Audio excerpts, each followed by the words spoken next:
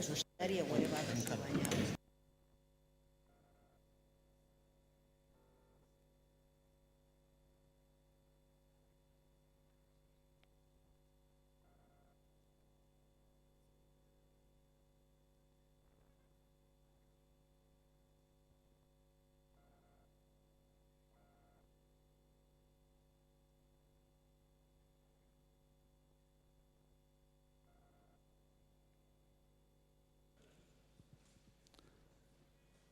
Bai?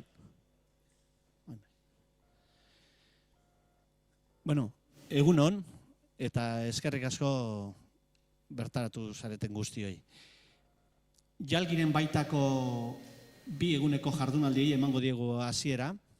Jalgi Euskal Kulturaren plaza ibiltaria da, astelehenean hasi izan, Aiaraldeko herri ezberdinetan kulturrezkintza oparoa eginez, eta larunbata bitartean garatuko da. Eta gaur, osteguna eta bihar ostirala, bertan, areto hontan, komunikazioa eta euskarazko kulturaren komunikazio eta transmisioan inguruko gogoeta izango dugu. Gaurko eguna komunikazioari eskainiko diogu eta biharkoa transmisioari. Jalgien antolaketan elkartu garen eragileok, alde batetik bertsozale elkartea, antzerkizale elkartea, ahotzenea, sortzaileen gunea, eta euskaltzaleen topagunean ustez, beharrezkoa du euskarazko kulturak honen moduko gogoeta guneak. Eta asmo horretan bat egin dugu zorionez beste eragile askorekin, tartean erakunde publikoak. Eta gurekin ditugu gaur hemen mailan alde batetik Josune Irabien Amurrioko alkatia, Ana de Castro, Bizkaiko Foru Aldundiaren euskara zuzendaria, markatu, eta Igone Martínez de Luna, Arabako Foru Aldundiaren kultura diputatua. Haie emango diot hitza, interbentzio labur batzuk egingo dituzte, ongi etorri moduan, eta segituan emango diogu hasiera gaurko saioari, gogoetari. Eskerrik asko, eta Josune zurea da hitza. Entzuten da, ez? Egun guztioi, egia zen, ongi etorri lehen da bizi, Amurriora, ezagutzen ez duzuenok, aukera paregabe izango duzu ezagutzeko, gainera eguraldiak lagun, nik uste dute, aukera izango dugula, lan egiteaz gain, gotzatzeko aukera izango dugula, ez? Eta, baldin bada, kanpoan, plazan eta, asko hobeto, baina, batetik, esan dut, guretzat, gure ustetan, ohore handia da, bentsat jardunaldiak bertan izatea, Amurruen bertan izatea, eta, bestaldetik ere, uste dugu erakunde publikoen papera ezinbestekoa dela, olako formatuetan, eta horregatik gaude, pentsatzen dut, hirurok hemen, Arabako Foru Aldundia, Bizkaikoa eta Amurreko udala kasu honetan, baina gainotzeko udalok ere, ingurukoak eta eskualdekoak ere bertan daude, ez? Orduan, pentsatzen dut, olako oso egokia dela. Jalgiberak dituen helburuei erreparatzen badiegu, esan behar dugu, eztabaida gune honetatik aterako dela, ez? Batetik, euskal kulturaren ikusgarritasuna, batetik, hori aipatu egin da, hasienenik askotan falta nabaritzen dugula, eta nola komunikatu behar dugun, eta nola plazaratu behar dugun, horietako bat, eta bestaldetik ere transmisioa aipatu da, eta beharra ikusten da horretan, ez? Pentsatzen dut, erakunde moduan, guztiok, Euskal Herrikoak, bentsat guztiok daukagula, olako euskal kulturarekiko konpromiso handia, eta ziurenik haratago joan behar dugu, ez? Horregatik, aste honetako esperientzietatik eskarmentu handia aterako dugu guztiok, eta ziurenik garioa den neurrean, aukera izango dugu aurrerago, zerbait aldatu edo mugitu behar badugu bentsat kontuan izateko. Besterik gabe, jardunaldiak oso interesgarria dira eta politikariak askotan gehiagi luzatzen garelako, eta joa behar dugu hain zuzen ere mamiari, ez? Kasu honetan, opa dizuak benetan jardunaldi hauetan guztua egotea eta jardunaldiak beraiek arrakastatsuak izatea, ez? Eta noski ez, nola ez, lehen epatu da moduan egun politak izan daitezela biak, gaurkoa eta biharkoa. Eta astean zehar daramaguna ere, pues, ikaragarria, ez, lan batera arte, eta aukerarik baldin badaukazuen, ez eta eskualdekoak izanez, aukerarik baldin badaukazue, jalgi programaren barruan, kalean eta diren jardueratan parte hartu alba duzue, egunean zehar, pues perfecto, besterik ez. Eskerrik asko.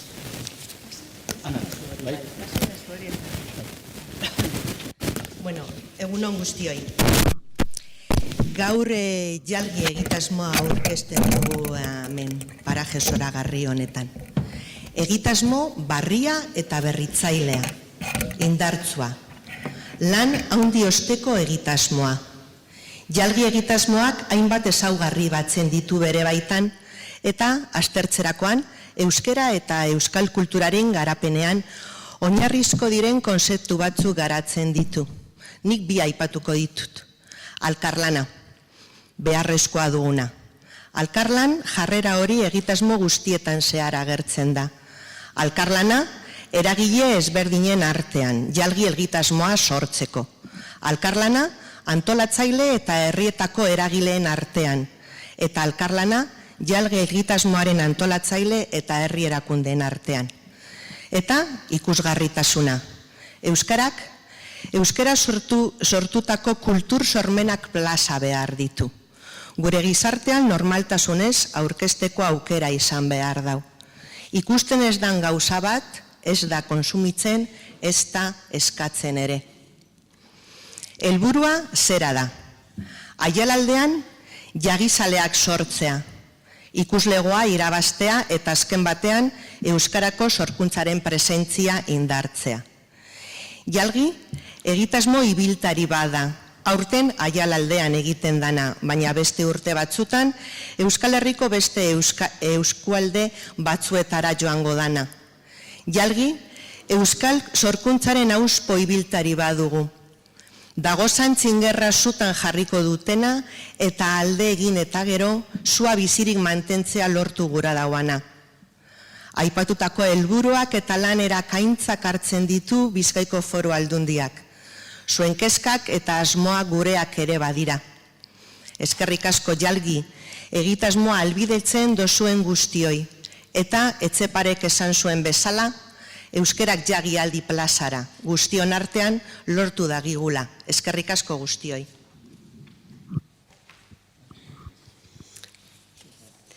Egunon guztioi, eta mila esker jardunaldi hauen irekierara gonbidatzeagatik.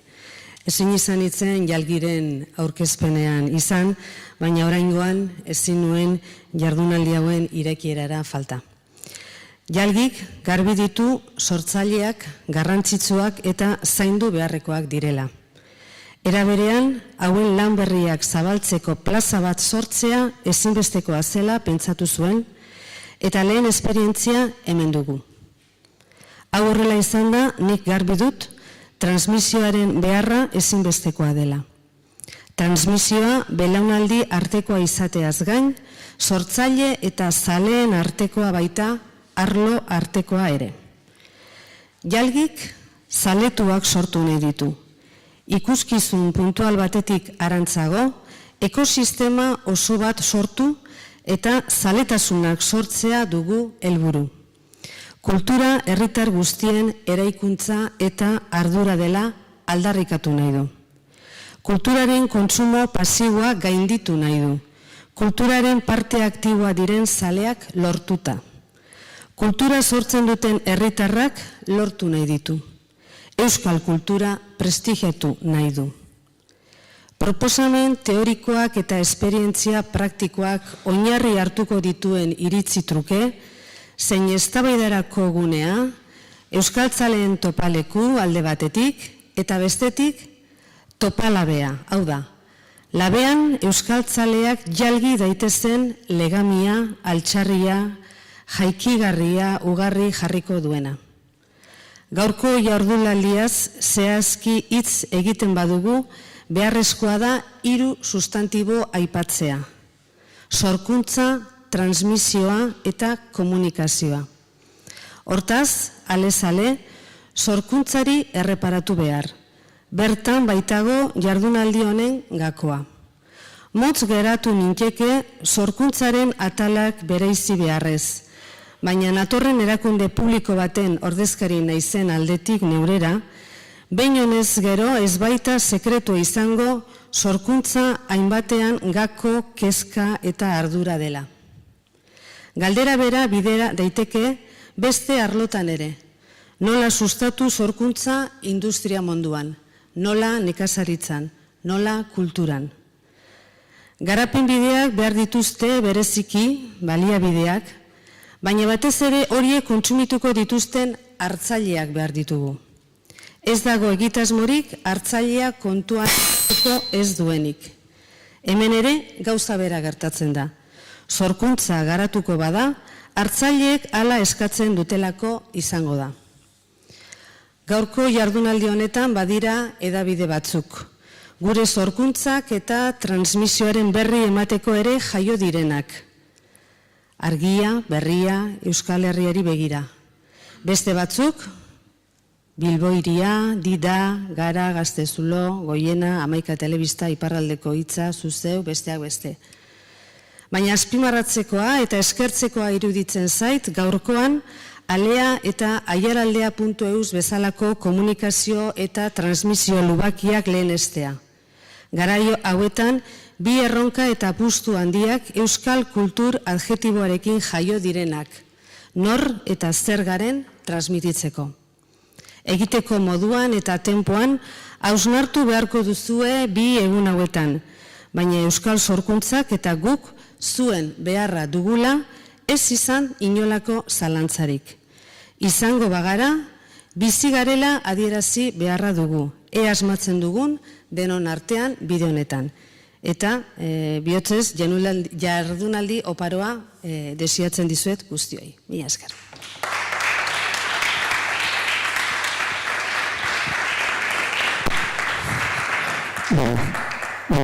Eskerrik asko, panetetan, irekera oso egitegatik eta horrenetan kartuko gara. Bada.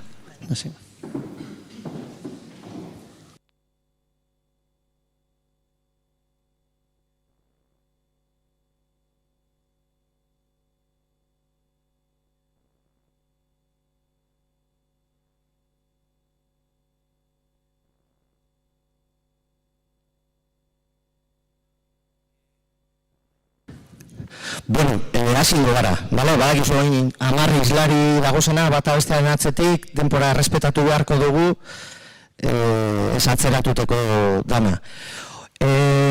Metodologia, ustut irakurri duzuela, badakizu zein den, orain 10 ponentzi izango dira, Goienako Iban Arantzabalek ezin izan du etorri Madrilera joan behar izan duelako, beste lan kontu batzuengatik, orduan 10 ponentzi izango dira, 10 minutukoak bata bestearen segidan. Karpeta barruan daukazue 15 orrialdeko dokumentu bat, hor biltzen dira laburpenak, edo hemen esango direnaren laburpenak, beraz jarrai ditzakezue hor irakurrita. Bai eskatuko dizueguna da, 10 ponentzia hauetan eta hor dauzkazuen, orrialdetan dauzkazuen eduki horietatik, azpimarratzeko edo gogoan hartzeko zuentzat lehentasunezkoak direnak. Zergatik nahi dugulako gero lantaldeetan eduki hauen inguruan sakondu. Banatu dizuegu horrelako fitxa bat, honek esan nahi du, goiko solairuan, talde bat hemen egongo da, baina goiko solairuan badaude beste 3 gela, ponentzien ostean atxeden alde eukiko dugu, kafe bat hartuko dugu hemen berton, eta gero bakoitza joango da bere lantaldera, eta lantalde horietan nahi duguna da 10 ponentzia hauetan, hauek entzun ostean, zuek azpimarratuta daukazuena edo gogoan geratu zaizuena edo zuetzat lehentasuna izan dena hori proposatzea lantaldeetan. Ulertzen duzue, metodologia zein dan?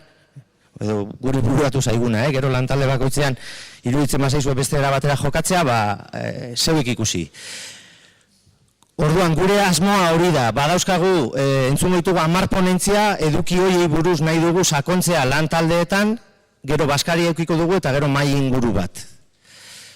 Gure asmoa zein da? Gure asmoa da bai islariek bidalitako ponentziak hartu, bai gero lantaldeetan eta mai inguruan jasotzen ditugun eduki ekarpen eta guztiekin dokumentu bakar bat egin eta datorren astean zuei helaraztea. Baina ez hori bakarrik, nahi dugu 2017ko jalgiren bitartean nahi genuke, aurtengo jalgi sustatu dugu, lehen Manuelek aipatu du gaituen horiek guztiak, baina nahi genuke datorren urteko jalgi antolatzea askoz eragile gehiagoren artean, eta horietako batzuk nahi genuke zuek izatea. Nahi genuke gaur eta biharko jardunaldietan sortzen ditugun eduki horiek guztiak beste foro batzuetan sakontzen joatea. Ez daitezela hemen geratu eduki horiek. Eta pentsa dezagun eta adostu dezagun nola asma dezagun, nola garatu ditzakegun eduki horiek 2017ko jalgira bitartean. Bakoitzak bere esparruan, bakoitzak bere arlotik. Bale, orduan, orain banaka deituko ditugu islariak, ez duzu aukerarik izango galderak egiteko, galderak gero, ze islariak gero integratuta egongo dira lantaldetan ere bai, Bale? Bueno, orduan, ordenaren arabera, aleako aritz datorrela.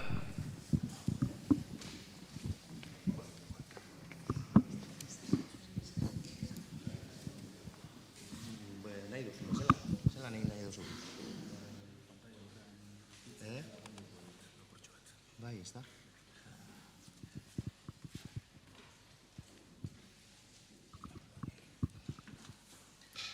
Nahi duzu diademarekin egin edo nahi duzu? Eskukoa nahi duzu. Ni kontrolatu dut denbora. Eman abisua, bai. Bueno, egunon, kaixo guztiei. Lehenik eta behin, jalgi antolatzen ibili zareten eta zabiltzaten guztioi zorionak ematea, indako lanagatik, ezta? Eta bigarrenez, alearen izenean ere eskerrak ematea, gaur ona etortzera gonbidatzagatik, eta eskarmentu eta esperientzia gehiago duzuen beste komunikabide batzuen aldera jartzeagatik, ezta? Orduan, gotzonek ja, abisua hasi aurretik eman dit, denboraz ondo ibiltzeko, orduan, hasiko naiz eta apurtxo bat, ez da autopromoa egitearren eta ez ezer, baino gustatuko litzake komentatzea apur bat, alea proiektuaren jomuga edo etorkizuneko helburuak zeintzuk diren, uste dudalako baukala zuzeneko harremana gaur landu behar dugun gaiarekin, ezta? Kulturaren transmisio eta komunikazio horrekin. Orduan, alea sortu zen bati bat Araban zegoen gabezia edo behar bati erantzuna emateko eta euskararen erabilera sustatzeko azken finean, ezta? Orduan, argi daukaguna da irakurle edo gure publikoaren arreta erakarri nahi baldin baldugu kalidadezko produktu bat plazaratzea beharrezkoa dela. Badakigu arpideun asko eta militantzia puntu bategatik eta arpidetzen direla eta baina azken finean uste dugu kalidadezko produktu bat eskaintzeak lortuko duela publiko berriak guregana erakartzea, ezta?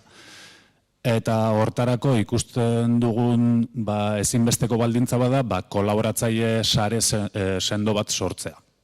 Azken finean gurea kontsideratze dugu dela proiektu irekia, anitza eta danon artean sortu beharrekoa, ezta? Orduan, berez gainera lantalde nahiko txikia daukagu, orduan ikuste dugu beharrezkoa dela lurralde osoan zehar komunitate bat sortzea eta danon ekarpenak jasotzea, danon artean proiektu aurrera eraman ahal izateko.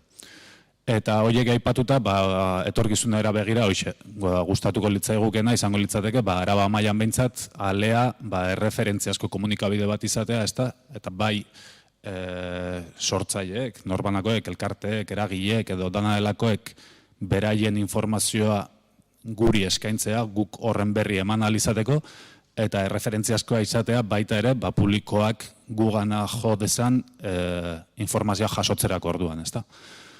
Orduan, gaurko gaiarekin lotuta, bueno, burura etortzen zitzaidan lehenengo hausnarketa zen apur bat, ez dakit, kultura zela definituko nukeenik edo nola ikuste dudan, ez da? Eta hor jarri dut olako definizio labur bat, nahiko definizio librea da, orduan, ez dakit danok ados egongo tezareten edo ez, baina nik ikuste dut kultura, azken finean badela, komunitate, gizarte eta herri bezala garatzen, hazten eta bilakatzen laguntzen digun ezagutza eta esperientzia multzo bat, ez da? Orduan, ezagutza eta esperientzia multzoa denean argi izan barko genuke, hori ez datorkigula jaiotzaz, ez dela zeo zer jatorrizkoa, eta gure inguruneak transmititutako ezagutza multzo badela. Orduan, inguruneak transmititzen baldin badu eta gutako bakoitzak kultura barneratzeko prozesu bat edo jasate dugu bizitza osoan zehar, ezta? Orduan, argi dago komunikabideek hor badaukatela zeregina eta badaukagula gure ekarpen txikia egiteko aukera edo. Gotzen egindako elkarrizketa bat irakurrita ikusi nuen dagoeneko hausnarketa guztia sakonean landuta badagoela eta gabeziak 4 arlo nagusitan edo identifikatuta zituela Gotzonek aipatzen zuenagatik. Batetik, sorkuntza bera lanketarako ez dagoelako sistematizatutako metodologia bat, edo ez dagoelako dinamika bat. Aurkezterako orduan ere plaza falta bat badagoela, eta dauden plaza horietan euskarak gainera ez duela presentzia nabarmenik tamalez.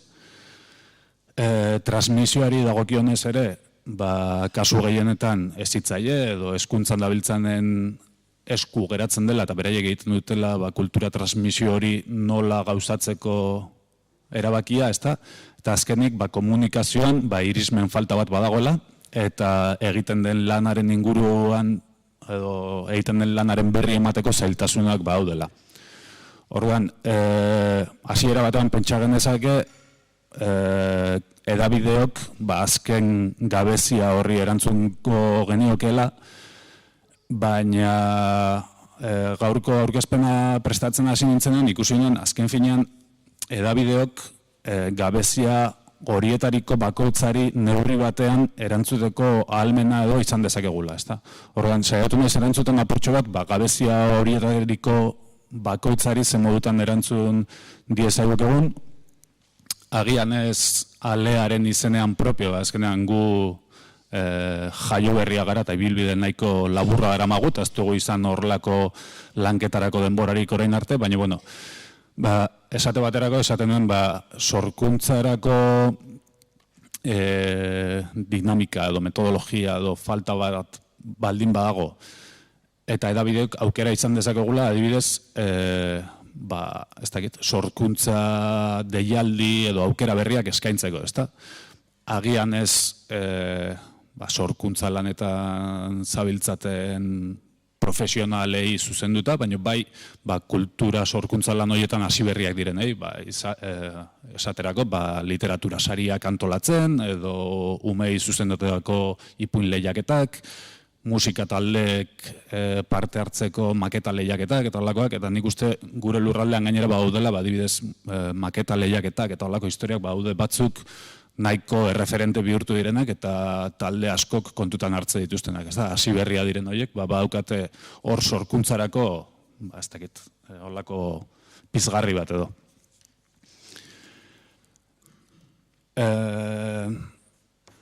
Sorkuntza lanak aurkezteko plazei dagokionez, nik uste edabideok badaukagula aukera ere plaza berriak sortzen laguntzeko, ez da?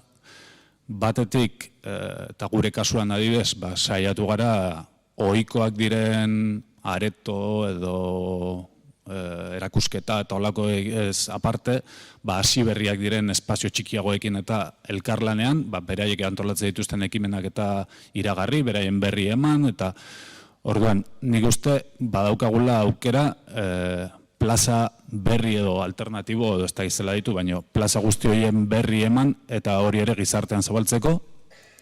Gainera, medio batzutan badaukate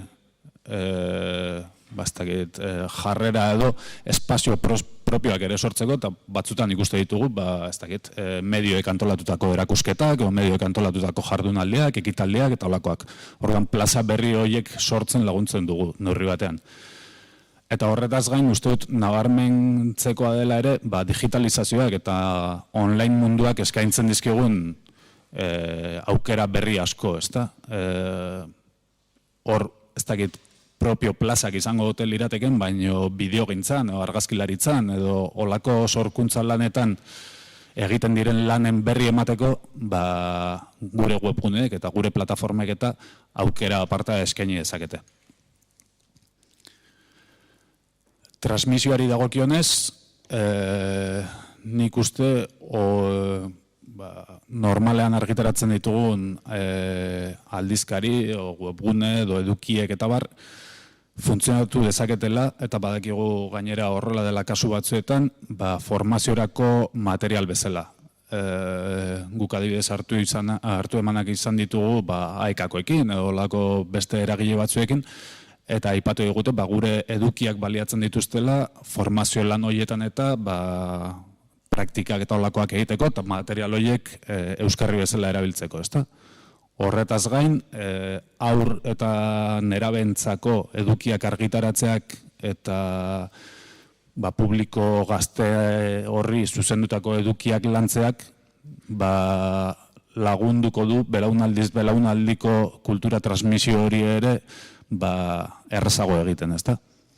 Eta gero, uste dut Igonek aipatu dela ere, askotan komentatzen dugunean transmisioaren kontua pentsatzen dugu, hori belaunaldiz belaunaldi egineko lana dela, eta nik transmisioa esango nuke horretaz gain modu transbertsalean edo egiten den lan bat ere badela, eta azkenean guk dauzkagun baliabideak erabilita eta esate baterako sare sozialak eta horrelakoak erabilita, kulturaren transmisio lan horretan eragin dezakegu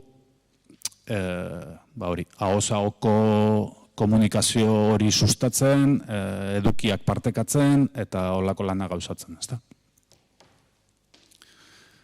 Presa sartzen ari dira, nahiko neurtuta dauka denbora orduan. Eta azkenik, nik uste edabide orok propio duen lana, ezta? Euskal kulturaren sorkuntza lan horren bosgorailu lana egitea. Azken finean, lortu beharko genukena da sorkuntzan ari zareten guztiok gure edabideak ere zuentzako erakosleio erakargarri moduan kontutan hartzea, eta egiten duzuen lana guri jakinarazi eta guk horren berri eman ahal izatea.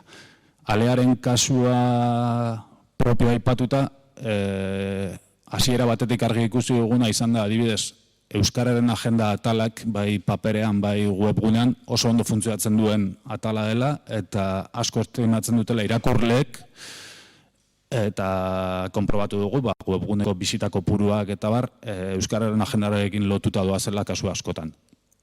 Horretaz gain, gustatuko litzaiake aipatzea, guk igaz martxan jarri genuen formatu bat, solasalean deitzen diogu formatu horri, eta azken finean horrekin bilatu nahi izan duguna izan da, guk astero euskagolako elkarrizketatuak, eta bar, eta askotan ikusten genuen, elkarrizketatu bat lotu, elkarrizketa egin, argazkiak atera, eta ez dakiz egiten duzun lan horrek askotan ez duela behar bezalako fruturik ematen, eta sentsazioa geratzen zaizu, askotan eduki horiek ez direla behar bezain beste zabaltzen edo jendeak ez dituela gehiegi barneratzen. Orduan, proposatzen genuena formatu horrekin izan zen egiten ditugun elkarrizketa horiek publiko aurrean egitea. Eta horrek aukera eman digu, jendeari aukera eskaini galderak eta zuzenean botatzeko eta gonbidatuarekin holako interakzio bat izateko eta bar.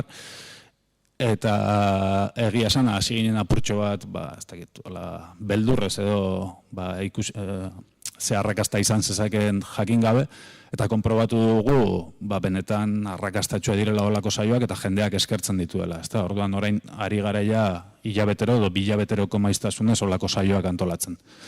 Eta esate baterako bihar baukagu Oian Ederren antolatuta olako saio bat Maialen Lujanbiorekin. Orduan, nahi baduzu, badakizu egon bidatuta zaudetela. Eta bukatzeko, denboraz kanpo nabilelako,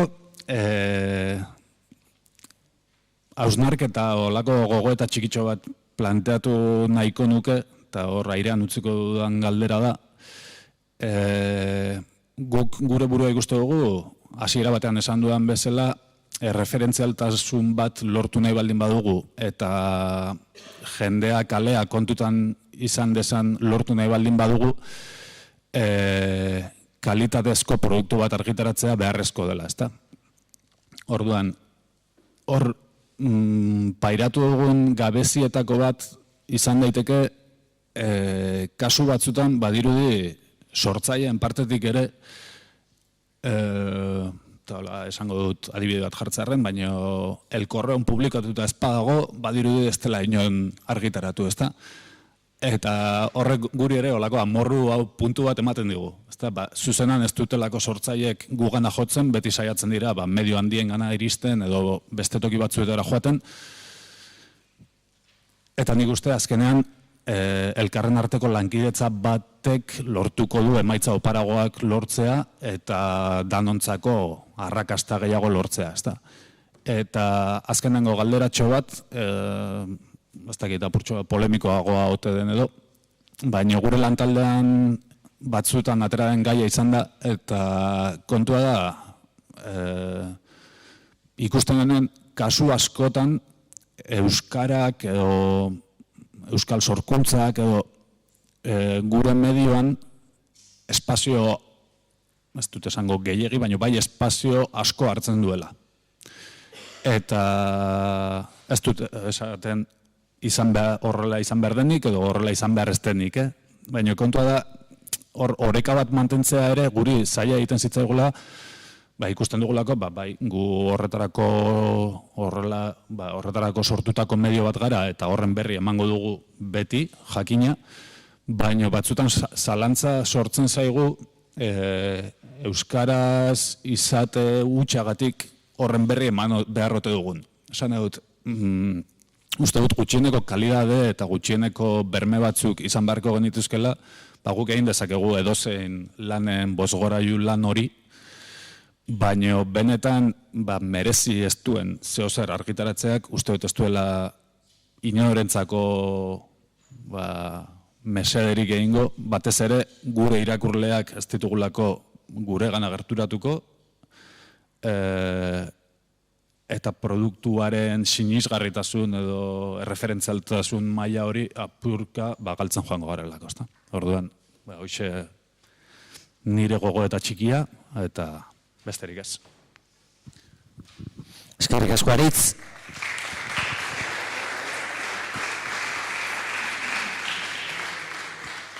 Lantaldetan sakontzeko galdera, argiako Gorka berezi hartu egiteko dugu orain.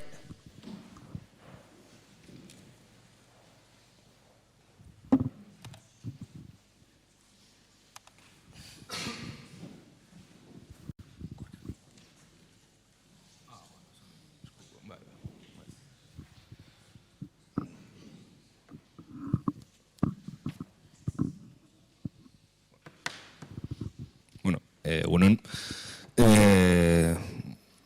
Ni lehenik eta behin esplikatuko nahiko nuke ze zailtasun izan dituen ponentzia hau prestatzerako orduan, ez?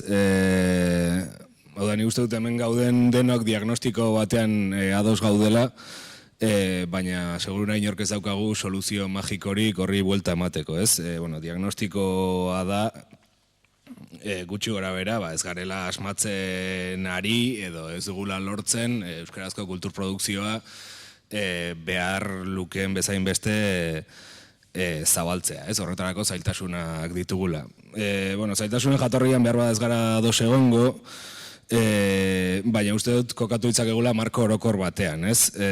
Bizigaren gizartean bigarren mailako hizkuntza da euskara, bigarren mailako hizkuntza bada erabiltzen duguna, eta beraz euskaraz egiten den kulturprodukzioare bigarren mailara alboratua gelditzen da, berez de facto edo, ez? pertsonalki arazo horren hurbileneko jatorria bizi dugu marko politiko instituzionalean aurkitzen dut, ez?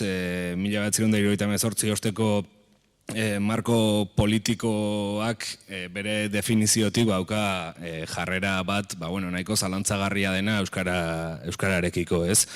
Uste dut, Koldo Izagirrek autopsiako frogaken ondo esplikatzen zuela, Euskal Autonomia Erkidegoko estatutuaren idazkerari berari erreparatuta, ez? Hor, formulazioa honelako da, hau dio, Euskarak Euskal Herriaren berezko hizkuntza denez, hizkuntza ofizialaren maila izango du gaztelaniarekin batera, eta guztiak dute bi hizkuntzok ezagutzeko eta erabiltzeko eskubidea. Beste modu batera esplikatuta edo implizituki mezuak dioena da, esplikatu egin behar dela zergatik euskara den Euskal Herriko hizkuntza bat, eta zergatik den ofiziala eta aldiz gaztelania, bere ofizialtasuna ez da auzitan jartzen, ez du esplikaziorik behar nolabait. Marko horretatik abiatuta egiten dira hizkuntza politikak eta egiten dira kultur politikak, eta beraz markoak politika horiek baldintzatzen ditu neurri handi batean, ez?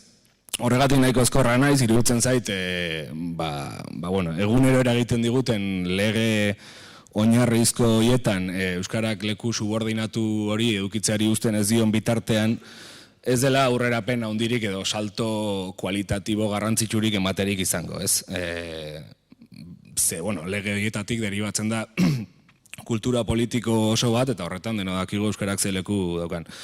Baina, hau denare badakigunez, hitz egin dezagun gure esku dagoenaz eta egin dezakegunaz, bestela, hil kanpaiak jotzen hasiko gara eta ez gara horretarako bildu naiz eta, Eliza itxurako leku batean gauden, ez? Zer egin dezakegu euskarazko komunikabideok. Nik uste dut, oinarrizko funtzio bat, behintzat medio nazionaletan, eta nik argiatik ari naiz eta hortik egingo du nire kurketa, uste dut, oinarrizko funtzioa betetzen dugula. Eta da, euskaraz produzitzen den horri lehentasuna ematea. Eta, behintzat eguneroko jario komunikatiboan leku bat ematea euskarazko kultur ekoizpenari.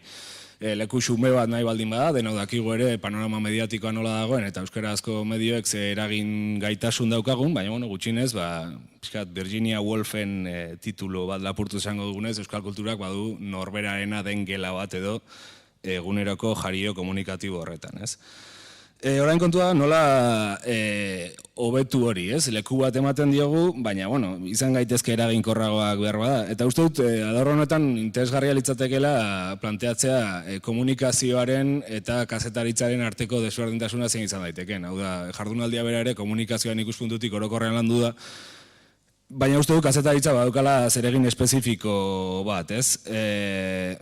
Labur esateko, kultur komunikazioak ekoizten den horretaz hitz egin araztea du helburu, badibidez ekoizpen kultural jakin baten inguruko mezu bat zabaltzea, baliokate batekin lotuta, ez? Kultur kazetaritzak, beste edozein esparrutako kazetaritzak bezala, jasotzen duen informazio horri filtro batzuk pasatzen dizkio, ez? Mezua lehen gaia da, baina materiala baloratu, galderak egin, landu, kokatu, sailkatu eta hierarkia bat ematen dio, ez? Azkenean jardun periodistikoak hori dauka eta ez dugu tratamendu berdina ematen produkzio guztiari. Hori ere egiten ari gara, baina igual gutxi eztabaidatzen dugu hori egiteko erabiltzen ditugun irizpidez. Nik uste dut hau badela, plazaratu beharreko eztabaida bat, ez? Adibidez, berritzen ditugu nahikoa gure informazio iturriak kulturari buruz informatzerakoan. Ze, klaro, urte batzuetan lortu da erdi normalizatutako sistema bat izatea euskal kultura, bere komunikazio kanal profesional edo erdi profesional edo zalantzari gabe profesionaltasunez lan egiten duten militanteekin, ez? Baditugu kulturako ezpenean diharduten enpresak, baditugu hainbat eragile kultural garrantzitsu, eta horrek berez ja sortzen du euskal kulturaren informazio fluxu bat, ez? Baina inpresio daukat araututako bide horretatik kanpo gauza asko gelditzen direla eta ez diegula edo nik behintzat pertsonalki, ze hau batez ere autokritika bada, behar besteko arretarik eskaintzen, ez? Gure lana bada iristen zaigun informazioari filtratzea, baina bada ere, eta nik uste dut kazetaritzaren funtzioetako bat izan behar dela, iristen den informazio horren galbaelan egiteaz aparte, berak kontatu nahi dituen historiak bilatzea, ez? Eta bueno, uste dut hori dela behar bada, oreka bat bilatu beharko litzatekela nolabait, jasotzen dugun informazio horren eta bilatzen dugun horren artean. Ni uste dut horre fraskotasuna emango ligukela. Kazetaritzatik egin dezakegun beste ekarpen bat kualitatiboa da. Aipatu dugu informazio fluxua, lau aurrelareiekin jokatzeak ez dizu ziurtatzen gol gehiago sartzea, berdina pentsatzen dut produktu kulturalez ere. Ez asko informatu arren, ekoizpen kultural jakin batzuen inguruan ez duzu ziurtatzen hori publikoaren gana ondo iritsiko denik, ez? Beste era batera esan da, euskal kulturari buruz etengabe aritzeak ez du zertan ekarri euskal kulturaren edapen hobe bat ematea, ez? Gure kulturprodukzioaz informatzen hasten den edozeinek badauka problema bat. Zaila da aurkezten diren ekoizpenen artean desberdintasunak egitea, ez? Nik uste du baukagula hemen gure asaben garaitik datorren espiritu demokratiko bat, atzean esaten diguna denak berdin tratatu behar ditugula eta beraz ez dela komeni alako sailkapen oso nabarmenetan sartzea, ez? Zaila da adibidez euskal prentsan publikatzea idazle baten lana B-seriekoa dela, naiz eta deno dakigun edozein kultur sistemak behar dituela bere B-serieko ekoizpenak eta ez dela zertan hori txarra izan, ez? Zer esanik ez oso zaila da euskarazko ekoizpenari buruzko kritikak publikatzea beharrezkoa litzateken zintzotasunez behintzat, ez?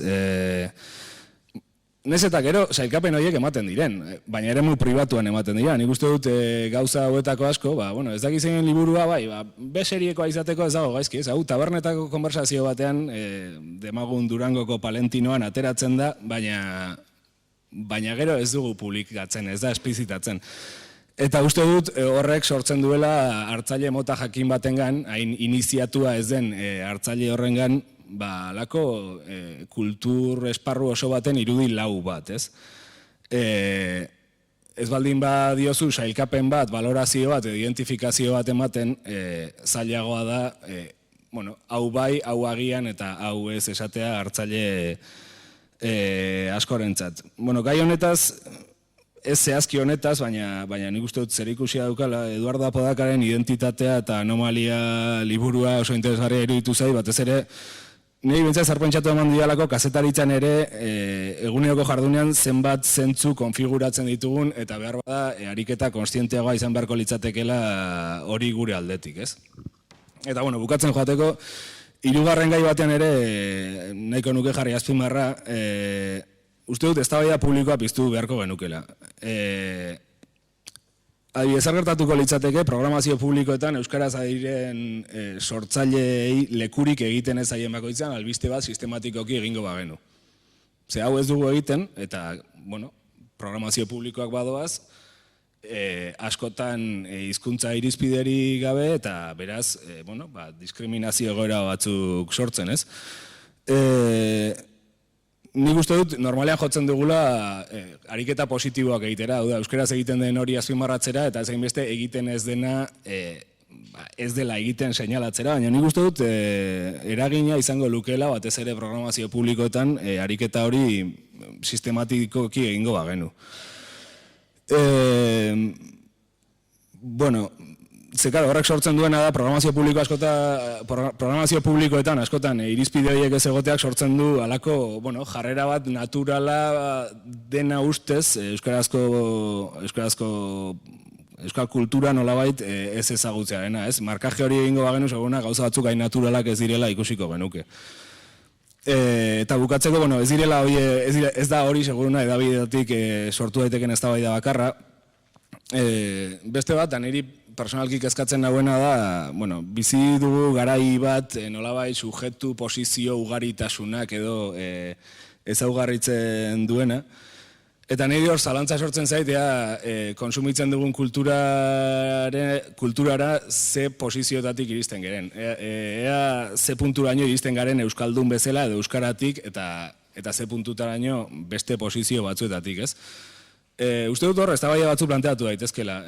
Ze harreman dauden, adibidez, euskararen eta klasearen edo generoaren edo beste hainbat aldagairen artean, ez? Eta ze punturaino eragiten duten horiek gure kultur konsumoan ere. Nik uste dut hor gaitegi oso badagoela edabidentzat, nolabait euskal kultura beste identitate ardatz batzuetan ere kokatzen lagunduko lukeena.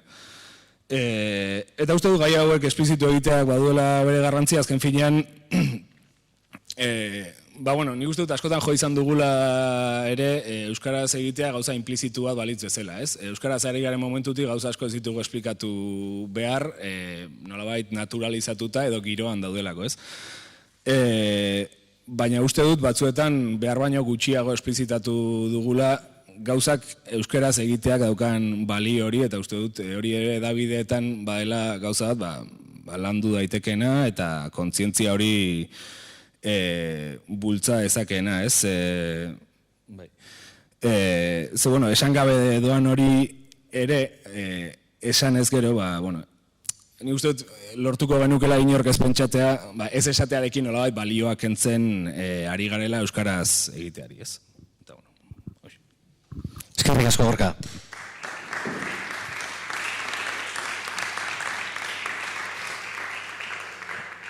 Berriako Mikel Ezerralde.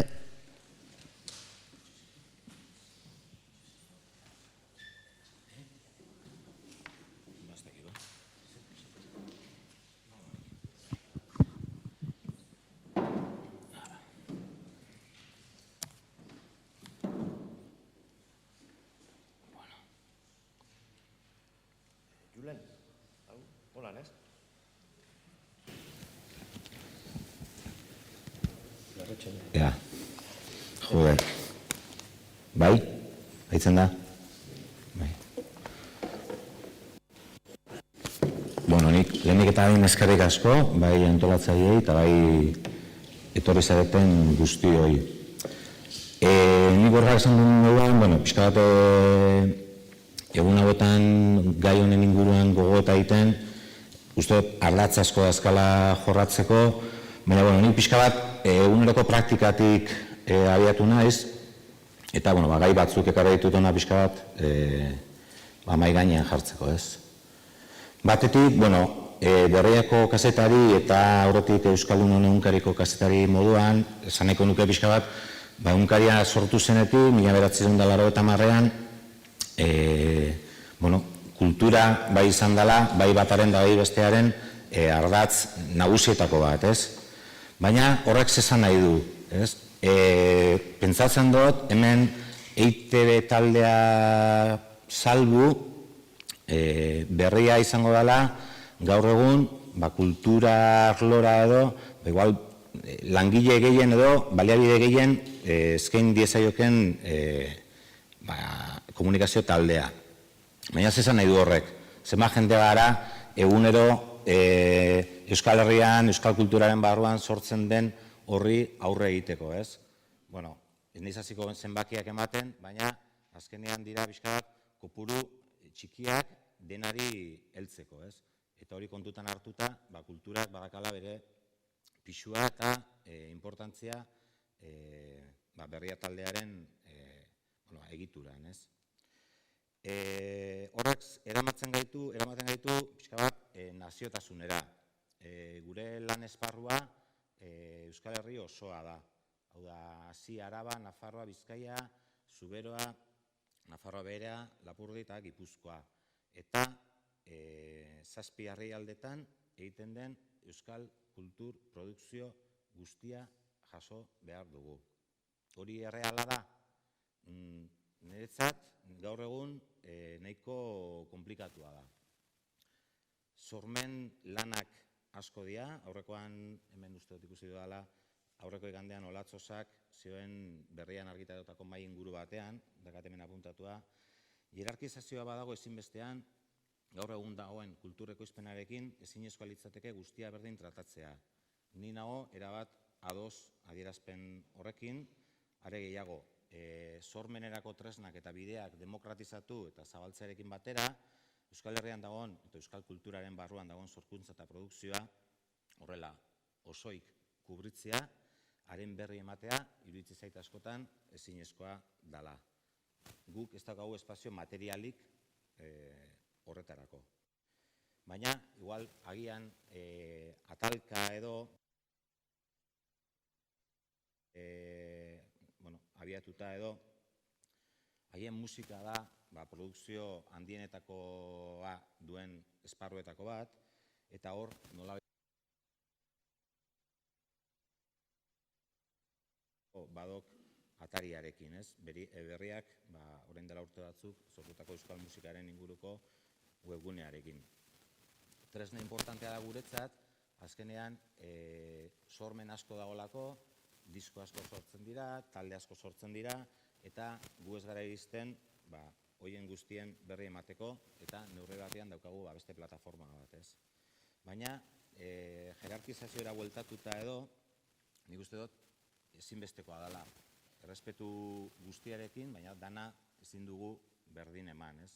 Ez dakit, adibide batzuk emateagatik, berdin emango dugu literaturan jarrita, adibidez.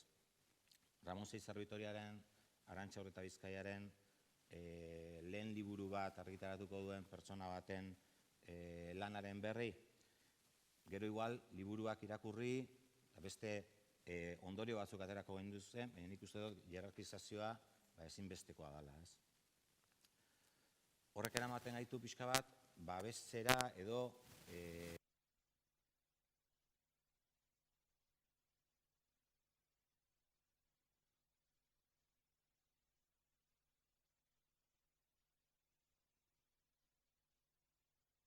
mugatu behar dugu. Hau da, nik uste dut, gure artean ere beti egondan eztabaida bat. Gure zeregina beti da babestea, nik uste dut baietz. Babestu behar dugula euskal kultura, baina horrek ezin gaitula eraman akritikoak izatera.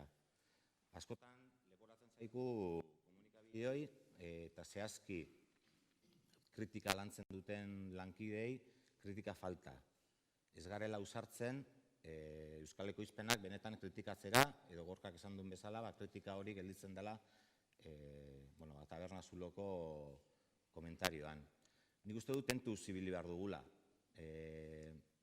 Kritika benetako bat, ezinbestekoa dela, bai sortzailearentzat, bai medioarentzat, bai komunitate guztiarentzat. Ezin garela izan propaganda eragile hutsak. Horrek, nire ustez behintzat, sortzaileari azkenean denborarekin ere kalte egin diezaiolako.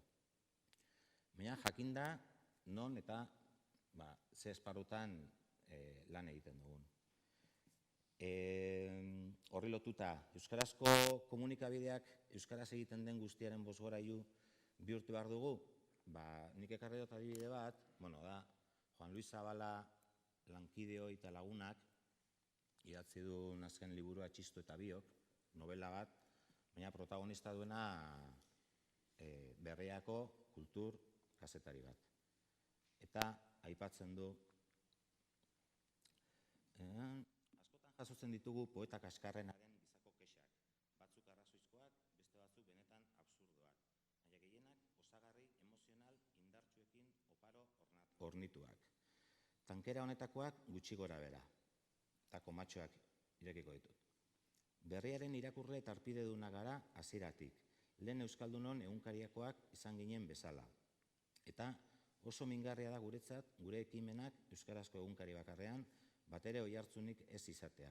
Taren berri, euskararen etxaitzat jotzen dugun prentsaren bidez, baino ezin dugula zabaldu baieztatzea. Hau novela bada, baina holakoak gertatzen dira maiz. Nik neuk atzo bertan, adibidez. Baina oso kuriosoa da, nik atzo jaso nun dei bat, proiektu bati, egitasmo bati oso espazio gutxi ematen diogula kexatuz. Eta, esan dut, nik uste dut ematen diogula. Baina, esan zidaten, baina Diario Baskok horrekin egiten du astero ez dakit zer. Orduan, azten ez pentsatzen, eta esaten dut, Diario Baskok lan egiten du Gipuzkoa mailan, Baska kulturarako, ez dakit, 12 kazetari, eta ez dakit zenbat horri egunero egiten ditu. Guk lan egiten dugu Euskal Herri mailan, askoz kazetari gutxiago gara jakina, eta askoz orrialde gutxiago egiten ditugu. Orduan, esan nahi nuna da pixka bat, askotan, gure lana dala baita ere pixka bat hierarkizazio hori, ikustea zer merezi duen, zer ez, eta askotan, huts egiten dugu, erratzen gara, eta batzutan asmatzen dugu, ez askotan, behar bada. Baina, gure irizpideak baditugu. Zein irizpide erabili behar dugun, zenbat, nola, eman. Hor, esango nuke, gure kasuan, kultur esparruaren, kultur arloaren arabera, aldatzen direla irizpideak, naiz eta irizpide horiek ere oso aldakorrak diren, batez ere eguneroko prentsan. Adibide batzuk emango ditut, baita ere, eta literaturan kokatuta berriro ere. Gure eguneroko lanean da, Bernardo Atxagak liburu bat aurkezten duenean, erabakitzea zenbat eman behar dugu, edo elkarrizketa bat egin behar dugunean. 8 zutabe, 2 horri, Mirena Gurmeabek aurkezten duenean, zenbat eman behar dugu. Daniel Sarriogartek, eta liburu berri bat ateratzen duenean, gure kasuan, irizpide horiek egunean zehazten juten dira. Izan daitezke nahiko finkoak kasu batzutan, baina irizpide horiek beraiek ere, segun eta zer egunetan, ez dute ezertarako balio. Azkenean, eguneroko komunikabide batean lan egiten duelako, eta eguneroko horrek eramaten gaitulako modu batean edo bestean lantzera. Iruditzen zait, hor, sorkuntzaren barruan banatu ditzakegun esparruetan, bakoitzak izan ditzakela bere irizpide propioak ere, ez? Gure kasuan adibidez literaturaren esparruan, eta hor izaten ditugu baita ere kexuak, fidatzen gara argitaletxe nagusien irizpidetaz edo filtroetaz. Iruditzen zaigu hor editore lan batzuk, editore lan bat egiten dela, eta hor horiei ematen diogu pixka bat lehentasuna, ez? Agian, ez da justoa, bidegabea izan daiteke, bere kasa argitaratu duen idazlearekin, baina guk hor argitaletxearen filtroari ematen diogu nolabaiteko plus bat, ez? Musikaren kasuan berriz, erabat ezberdina da, azkenengo urtetako joerak eramandulako, bai talde ezagun, konsangaratu, arrakastatxu, eta autoediziora, ez? Baina, irizpideak bintzat, hoie dira gure kasuan, ez? Nik bukatzeko, nik uste hemen kezketako bat, zala baita ere, sortzaileen eta komunikabideen arteko harremana. Nik hor, esango nuke, elkar ezagutzea ezinbestekoa dela, harreman hori ere ezinbestekoa dela, eta guk ezagutzeko bai sortzailearen nahiak, kezkak, kexuak, eta baina sortzaileak ere ezagutzeko guk lan egiteko ditugun baldintzak eta hoixe, ez? Iruditzen zait, batak eta besteak ezin garela urruti ibili, eta ezin bestean, batzuok eta besteok elkarren beharra daukagulako, ez? Hoixe, besteik ez.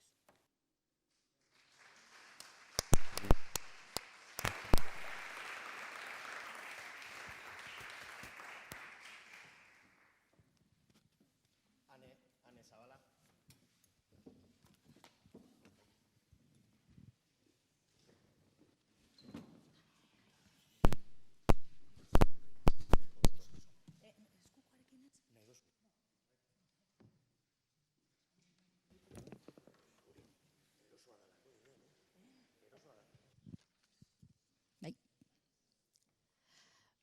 Niri esan zidaten PowerPoint bat egitea aurkezpenerako oso txukuna omen da eta espektatibak betetzen omen ditu, baina burura etorri zitzaidan Euskal Antzerki idazle bati gertatutakoa, unibertsitatera joan zen hitzaldi bat ematera, eta bedelak galdetu zion, gazteleraz noski, ¿vas a poner un PowerPoint de esos o tienes algo que decir? Eta nik ez dut PowerPoint bat jarriko eta ezer gaiaren inguruan askorik ere ez dakit esango dudan.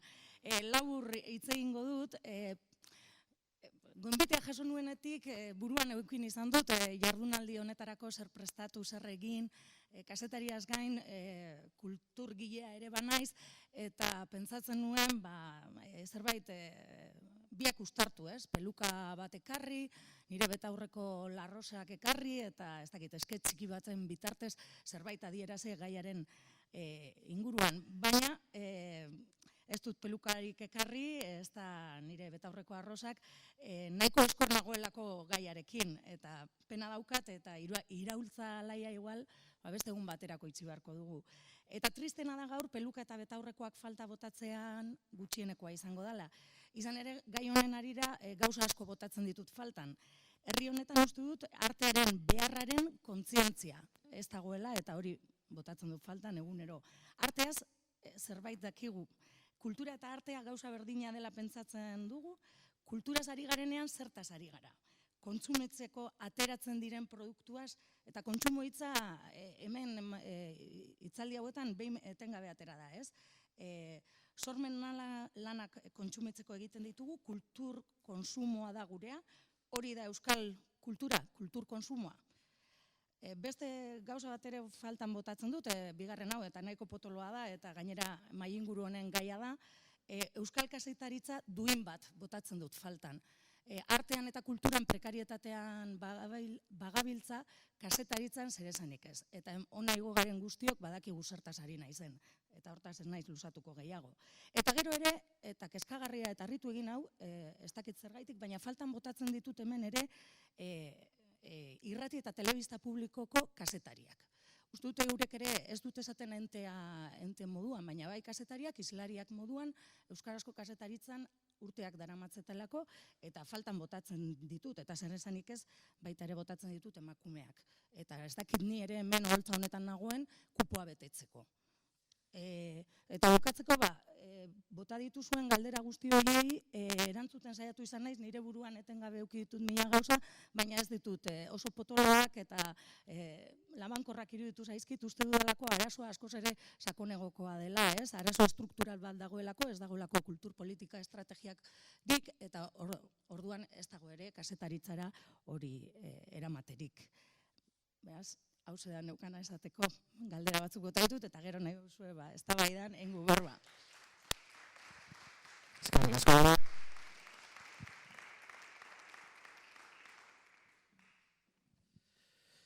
Igor Elotza.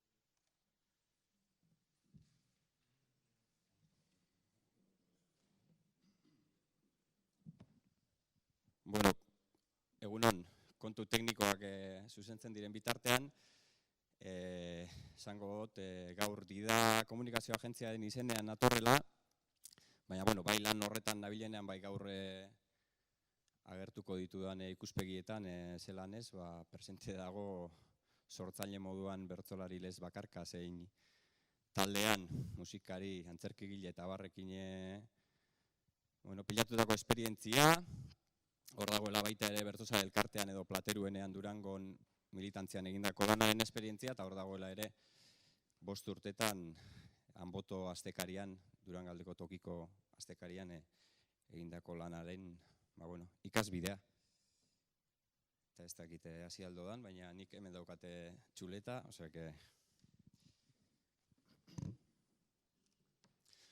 ni talde lanean nabilenean oso esaneko mutila naizenez, alegindu naiz, gotzonek jaurtitako galdera zehatzari erantzuten eta zein diren euskal sormen lanen berri idatzeko zailtasunak detektatzen. Nahiz da, didan zehazki sormen lanen komunikazioan ez dugun lanik egin, bai adibidez, Durangoko azokarekin azkenengo 3 urtetan. Baina, euskal munduko hainbat enpresa eta proiekturekin bai egiten dugu lan. Lehenengo gauza esango nukena da, ni askotan pasan tenba bezala sentitzen naizela. Elur artean tontorrera ikurrina eraman eta gaur bezala gainera argazkian agertu beharrean, ezta? Eta esan beharra dagoela komunikazioa lagundu dezakela, asko lagundu dezakela, baina laguntzen diola non dagoen eta nora heldu nahi duen oso garbi daukanari. Nik ezagutzen ditudan sortzaileen, enpresen, erakundeen kasu guztietan, euren helburuak lortu dituztenean, sortzaile horiek, erakunde horiek edo enpresa horiek eduki dute oso garbi, non dauden, autoirudion bat eduki dute eta nora heldu nahi duten ere oso garbi eduki dute. Eta hori dagoenean komunikazioak asko lagundu dezake helburu horretara heltzen.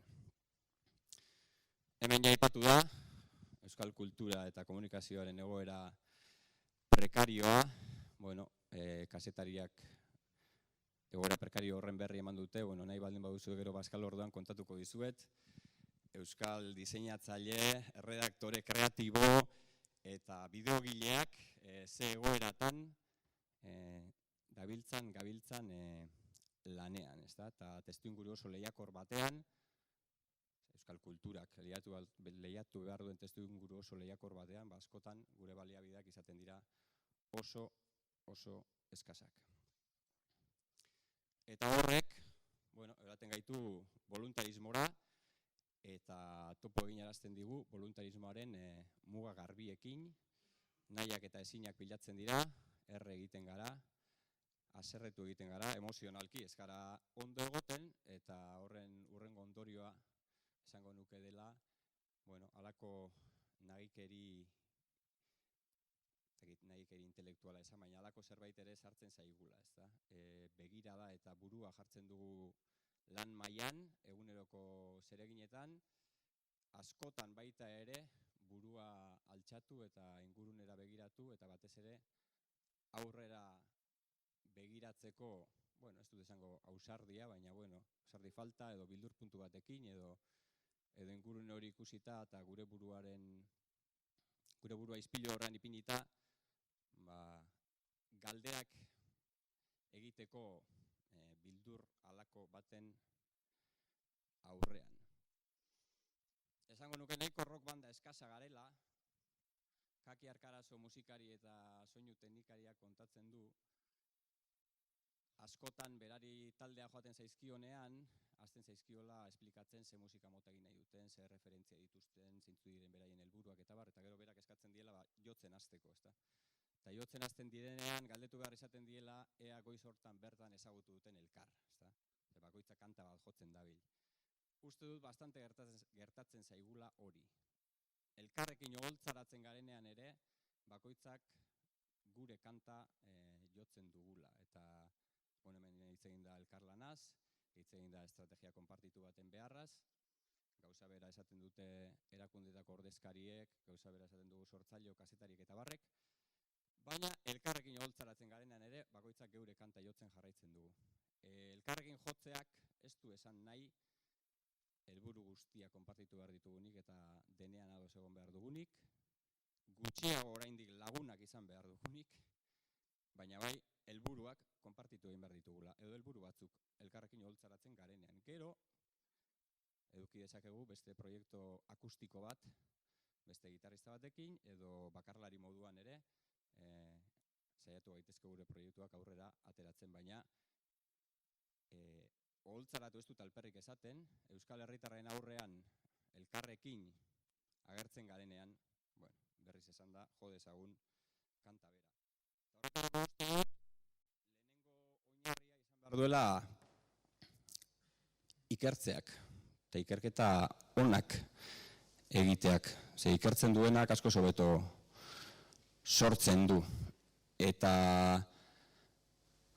uste dut ezin dugula konformatu esanaz euskal kulturaren gaineko pertzepzioak erdalmunduaren ikuspegitik egiten direla gehienetan eta estereotipoetan oinarrituta daudela, eta bar, uste dut pertzepzio horiek ezagutu egin behar ditugula. Justuak izango dira edo ez dira justuak izango, zuzenak izango dira edo ez dira zuzenak izango, baina egiak dira. Eta ni bihar goizean, ez duan ez euskal estaturik edukiko eta daukadan, komunikazio esparrua daukadanez, nik bihar goizean egia hoiekin lan egin beharko dut. Eta ez dakit zenbatek egiten ditugu, ni badakit adibidez Bertsozale elkarteak egiten dituela 10 urterik behin ikerketa soziologikoak, badakit Igazko Durangoko azokak egin zuela, seguru beste batzuk ere egiten dituzuela, bueno, ez dakit, iruditzen zait, urrengo jalgiko jardunaldietarako nahiko gai ona izan daitekela horiek konpartitzea eta pertzepzio horietan oinarritutako oinarri batzuk ipintzea. Beste kontu bat betikoa da, jendea da publikoa eta aldi berean jendea ez da publikoa, ez da? Gu gaur hemen gaude, baina mundua hor kanpoan dago eta hor kanpoan irabazi edo galduko ditugu esparruak euskal kulturarentzat eta hori batzutan uste dut ez dugula behar besteko argi edukitzen. Eta aldi berean jendea ez dela publikoa, ez da besterik gabe jendea, ez da? Jende horren baitan alik eta ondoen definitu behar ditugu publiko zehatzak, jerarkizatu egin beharko ditugu eta helburuak zehaztu. Honekin lotuta dagoen beste kontu bat, askotan kostatu egiten zaigu barne komunikazioa eta kanpo komunikazioa bereiztea, eta kanpo komunikazioaren barruan, komunikazio korporatiboa esaten den hori, eta komunikazio komertziala bereiztea. Eta bereziki azken horrekin, komunikazio komertzialarekin iruditzen zait bastante problema dauzkagula, edo ez dakit problema kompleju ezin, ez dakit zehazki esaten eta badezpa hitz bat baino gehiago esango dut. Baina adibide bat ipintzagatik niri iruditzen zait Bertsozale elkarteak adibidez txapelketak antolatzen dituenean gehiegizko tema duela aldiro bere elkartearen balioak edo bere proiektu kulturala edatzen, aldiro eta behin eta berriz. Baina aldi berean esango dut baita ere iruditzen zaidala kosta egiten zaigula ulertzea behinolako pixka bat ez mutxo bezalako kanpaina bat, kanpaina publizitarioa dela eta ez dela hemen gauden ontzako egina adibidez, ezta. Orduan, bueno, komunikazioa beti egin behar da barrutik kanpora, baina esparru horiek bereizteak ere hon egingo liguke irakurketak egiterakoan ere. Ze pixka bat ez mutxo kritikatu dezakegu, baina kritikatu dezagun dagokion ikuspegiarekin, ezta. Eta behin ikerketatan oinarritutako publikoak eta helburuak dauzkagunean, saiatu gaitezen baita ere bideak eta bide lagunak topatzen, ezta? Eta batzuetan erabili beharkoa publizitatea, beste batzuetan egin beharko dira harreman publikoak, beste batzuetan sare sozialetan jardun beharko dugu eta bar, ezta? Baina zenbat eta identifikatuago eduki hobeto egingo dugu, ze adibidez nahi baldin badugu. Erdaldunen gana euskal kultura zabaldu, segurazki egin beharko dugun lehenengo lana da pare bat edo 3 urtetan erdal euskal medioetako kazetariekin harreman publiko lan on bat egin. Bestela nahiko zaila edukiko dugu adibide bat ipintzegatik, ezta. Eta ia amaitzeko helburuak eta nahiak ere bereiztu beharko genituzkela, ezta. Helburuak ez dira nahiak eta helburuak izan behar dira intentzio neurgarriak eta intentzio neurgarriak denboran.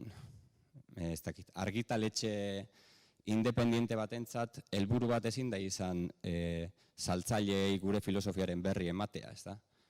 Helburua da, datozen 2 urteetan, Euskal Herriko denda independiente guztietako saltzaileekin harreman zuzena egin eta gure filosofia ezagutaraztea adibidez, ez da? Edo helburu bat ez da euskal gaztei euskarazko produkzio musikala hurbiltzea. Helburu bat izango da adibidez, datorren urtean DBH-en hasiko diren euskal gazteek hurrengo 3 urteetan beraien produkzio musikal garaikidea ezagutaraztea, edo euskal gazteen 50%-ari edo halako helburu zehatzak jarri beharko ditugu, ze bestela beti gabiltza intentziotan eta gero nahi eta ezinetan. Eta amaitzeko, iruditzen zait baita ere, apur bat hobetu behar dugula arrakastarekin daukagun harreman. Hau jakasi gizarte psikologiako kontu bat da, baina nahi baldin baduzu deitu arrakasta, nahi baldin baduzu deitu prestigioa, deitu eragina, deitu onarpena, erantzukizuna ere deitu dakioke. Bueno, uste dut hor ere badaukagula zer hausnartu, ze antolatzen dugu hitzaldi bat ikusgarritasunaz eta prestigioaz, nola lortu, eta ematen dugu ordu terditik ordu bat prestigioa zer den definitzen. Ez dut uste hori Inglaterran eta Estatu Batuetan gertatuko denik, eta ez ditute eredu bikaintzat ipintzen, baina, bueno, ez dut horretan ere badaukagula pixka bat findu beharra. Eta hoize, eskerrik asko, eta bertsolari eglesa amaitzeko hurrengo arte. Eskerrik asko, Igor.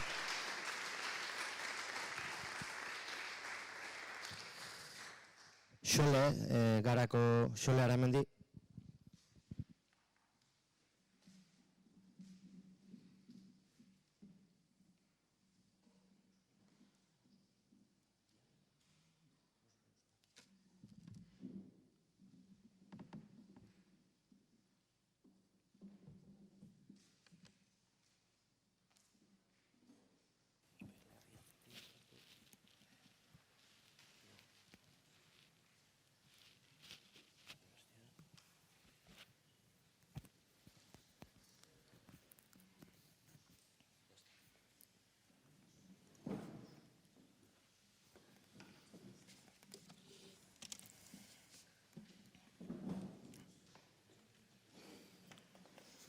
Egunon.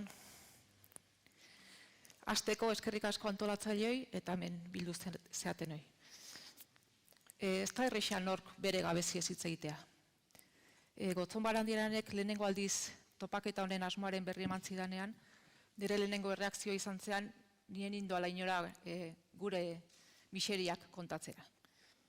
Baina hemen nago, gure gabeziak ez direlako gurea bakarrik.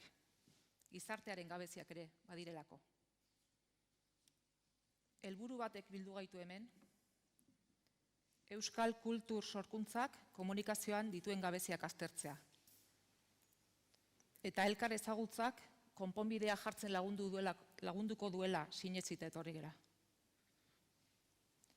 Asmo horrek denon parte hartzea eskatzen du. Eta benetan merezi duela pentsatuta parte hartuko dut gaurko saioan.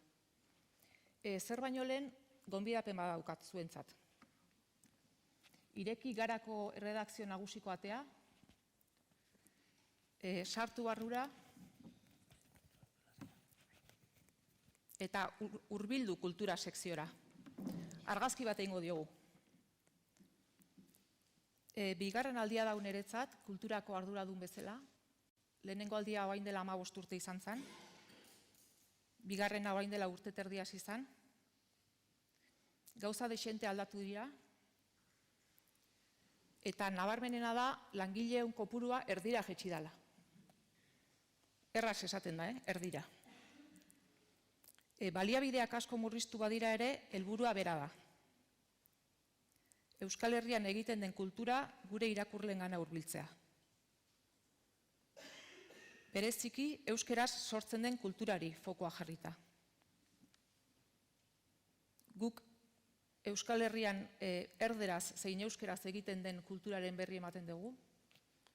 Albisteak erderaz zein euskeraz publikatzen ditugu, baina gure lehentasuna euskal kultura da. Baliteke hontaz norbait harritzea, baina ni gonbidatuko nuke garako kultur horriak irakurtzera.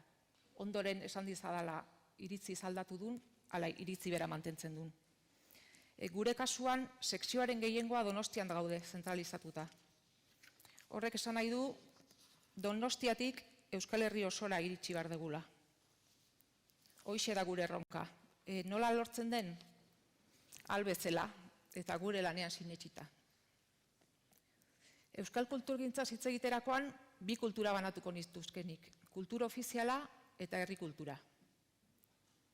Erakunde ofizialek erresa dute beren ekimenen berri ematea. Prentsaurrekoak antolatzeko, aurkezpenak egiteko eta komunikazio gabinetea kontratatzeko nahikoa baliabide ekonomiko dute. Asko ugaritu dira komunikazio enpresak azken urteotan. Nire aurreko garaitik nabarmena da egoera. Informazio jarioa etengabea da. Hori batetik lanerako guretzat oso erosoa da, haiek bidali guk argitara eman. Dinamika hortan sartzen gera. Eta interesgarria ere bada, batez ere gai baten berri eman nahi degunean eta iristeko baliabidarik ez daukagunean. Nahia eta ezina izaten dugu bidelagun askotan, gure eguneroko jardunean. Noski, komunikazio enpresak igorleari interesatzen zaion mezua igorriko du, horretarako kontratatu du. Erosoa da guretzat ere, baina dinamika horrek badu arrisko bat. Kazetaritzaren beraren muina zalantzan jartzea. Izan ere, kazetariaren funtzioa informazioa bertatik bertara ematea baita, irakurlearen begi eta belarri bihurtuz. Baina zenbatetan daukagu horretarako aukera, nahi baino gutxiagotan, egunero kudeatu behar ditugun kontraesanak dira. Euskal Herrian badira bizpahiru berri agentzia. Politika, ekonomia eta gai sozialak dituzte ardatz. Kulturgintza bigarren plano batean utzita. Eta kultura ari direnean, kultura ofiziala ari dira. Erakundek bultzatutako egitasmoen bozgorailu lana eginez. Eta gaztelerako kulturaz ia gehienetan. Informazio zurrunbilo horretan, gauzak bi aldiz pentsatu eta denbora hartu ezean, kultura ofizialari interesatzen zaiona bakarrik argitaratuko duzu. Benetan, ahalegin egin behar da zurrunbilo hortatik atera, eta antzerki konpainia, musika talde, idazle eta margolarien atea jotzeko. Izan ere, guk esfortzu hori egin ezean, zer gertatuko da herri kulturarekin, zer prentsaurrekoa emateko aukerarik, komunikazio gabinetea kontratatzeko dirurik ez bada, kontuan izan da, euskal kulturaz arduratzen berri agentziarik ez dagoela. Jorratu nahi dezun bidearen norabidea garbi izatea eskatzen du horrek. Eguneroko aktualitateak ematen duenaren berri eman behar dezu. Ezin zara martziano baten moduan hortik kanpo geratu. Baina informazio flujoak ematen duenaz gain, kazetari bezala interesatzen zaizkizun proiektuei heltzea lortu behar dezu. Alegia, denbora atera behar dezu eguneroko aurkezpenetara, agerraldietara joateko, eta horrez gain, erreportaje eta gai propioak lantzeko. Ikuskizunaren gizartean bizigera, bapateko kontsumo azkarrean. Kultur informazioan ere produkzioa nagusitzen da, produktua, emaitza. Eta ez da bat ere erresa hausnarketarako denbora ateratzea. Baina edabideon zereginare bada hausnarketa piztea eta sortzea.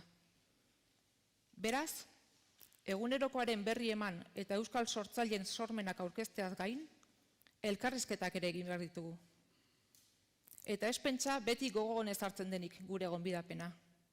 Erredakzioetan lanean ari gareno bakarri dakigu, elkarrizketen atzean zenbat egun eta astetako esfortzua dagoen, hitzordua bera jartzeko bakarrik. Eta ahalegin hori dena ezkutuan geratzen da. Bestela, zer gertatuko litzateke bere estudioan lanean ari den sortzailearekin? Harrek ez aldun berezi gure harretarik agerraldik egiten ez badu. Prentsaurrekoana da edabideotara informazio helarazteko formula erabiliena. Antolatzaileak hitzordua jartzen digu edabideoi eta gu bertara goaz hark igorri nahi duena jasotzera.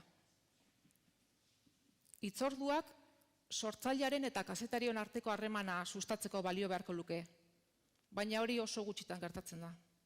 Askotan akta jasotze hutsa da. Emailoatekin egin daitekena. Zenbat prentsaurreko egiten dira kultura aste baten, hitzaldi ziklo baten, programazio gutxe emateko. Zenbat prentsaurreko egiten dira egitasmo beraren inguruan. Egiten diren prentsaurrekotatik zenbat dira beharrezkoak. Zenba denbora galtzen dugu prentsaurrekoetara joaten, denbora hori benetan merezi duen sortzaile bati eskaini beharrean. Eta noski, txanponak beste aldea du. Zenbat ahalegin dago prentsaurreko bat antolatzen ondoren bertara kazetari bat, bi edo bat ere ez joateko. Aspalditik ari gara esaten agortuta dagoen formula dela, naiz ez den bide alternatiborik aurkitu. Erredakzioak kazetariz ustutzen ari diren honetan ezinezkoa da egunero Euskal Herrian egiten diren dozenaka prentsaurrekotara iristea. Lehia horretan, izen eta proiektu entzutetzuek jasoko dute harreta, ez besteek. Esan dut egunero dozenaka prentsaurreko egiten direla, baina ez da egia. Egun batean dozena bat izango dira, eta hurrengoan bat ere ez. Desoreka hori ere kudeatu beharra izaten dugu. Noski, gauza bada guk fisikoki prentsaurreko danetan ez egon alizatea, eta beste bat beharrik ere ez ikustea. Zenbat prentsaurreko dira prentsaoar batean laburtu ezin direnak. Aukeraketa hortan, ze aukeratu beharra izaten dugu, aukeraketaren barruan sartzen dena pozik geratzen da eta kanpoan geratu dena aldiz haserre. Prentsaurrekora joan ezin garenean, sortzaileei geratzen zaien beste bidea da edukia zuzenean hedabidetara helaraztea. Baina horretarako ere baliabideak behar dira.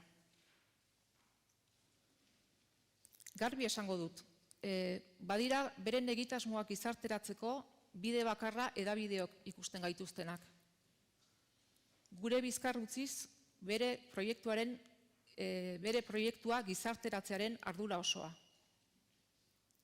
Kulturgintzak dituen gabeziak agerian usten ditu honek. Eta ez, hedabideak bide bat gara, baina ez bakarra. Proiektu jakin batek jendartean merezitako oihartzuna ez jasotzearen erantzule bakarrak ezin gara kazetariak izan, ez gara. Beste bideek kale egiten dutenaren seinale dau. Beste bideak ere landu beharra dago.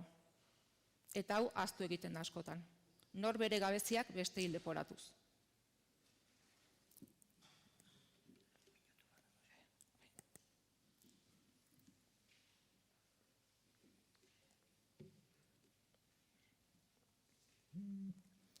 Sortzaileen eta hartzailearen arteko zubilana egitea da gure zeregina. Horretarako, kazetariok sortzailearekin harremanetan jarri behar dugu. Kontua da, zubiaren alde banatan gaudela. Sortzaileak eta komunikatzaileak. Zubi hori zeharkatzea da gakoa. Baina borondatea behar da horretarako. Izango da bere ordenagailura zer albiste iritsi zain dagoen kazetaririk, izango da bere lan estudioan, bere sormen bidea hor bukatzen dela sinisten duen sortzailerik. Baina zorionez, badira zubia zeharkatzeko gogoa duten sortzaile eta kazetariak. Beren aulkitik altxa eta kalera doazen kazetariak. Eta bidea sormen prozesuarekin bukatzen ez dela dakiten sortzaileak. Izan ere, zer da sortzaile baten lana ikuslerik edo entzulerik gabe. Zubigintza harrizarri egiten da. Zaila da eraikitzea, erresa puskatzea. Sortzaile bat kazetariarekin harremanetan jartzen saiatu eta erantzunik jasotzen ez duenean zubia bertan bera erortzen da. Eta berdin, kazetari batek idazle edo margolari bati elkarrizketa proposatu eta erantzunik jasotzen ez duenean. Badira sortzaileak beren egunkari kutxunera bakarrik jotzen dutenak euren proiektuaren berri ematera. Horrela ere ez da zubirik eraikitzen. Egunkarietako lantaldeak gero eta txikiagoak diren garai hauetan, gero eta zailagoa da kazetarion espezializazioa ere, eta horrek ere ondorioak ditu.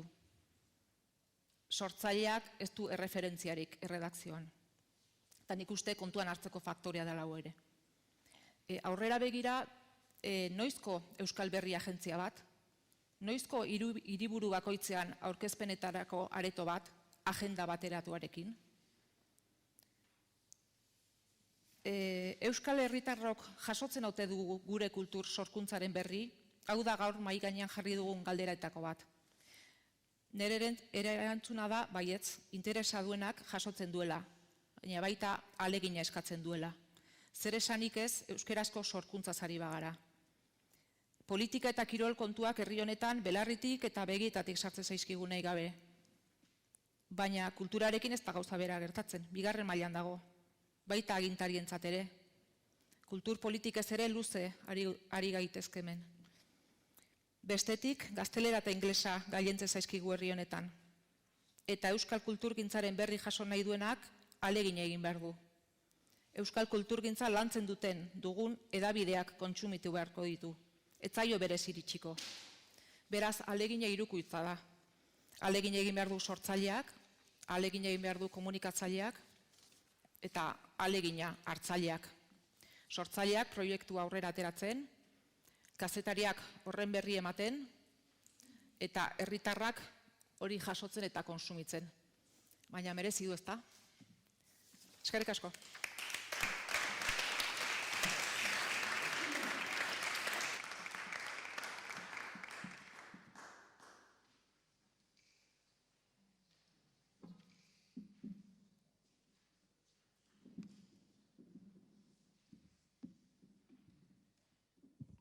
Gaztezuloko Zuriñe Maguregi.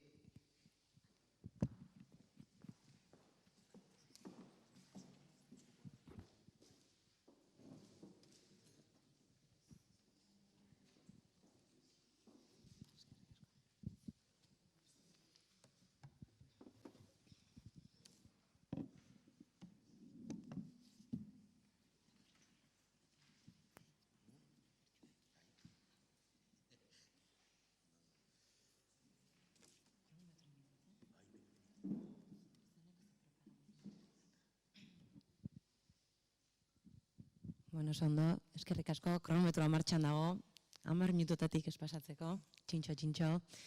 Bueno, eskerrik asko, gonbidapenan gaitik, zorionak antolatu duzuen jardunaldi hauen gaitik, seinale ona, elkartu garela, baina aldi beren seinale txarra, ze gorkak edo, bueno, batzueia diagnostikatu egin duzuen bezala, hobekuntzarako edo margen handia dugu oraindik.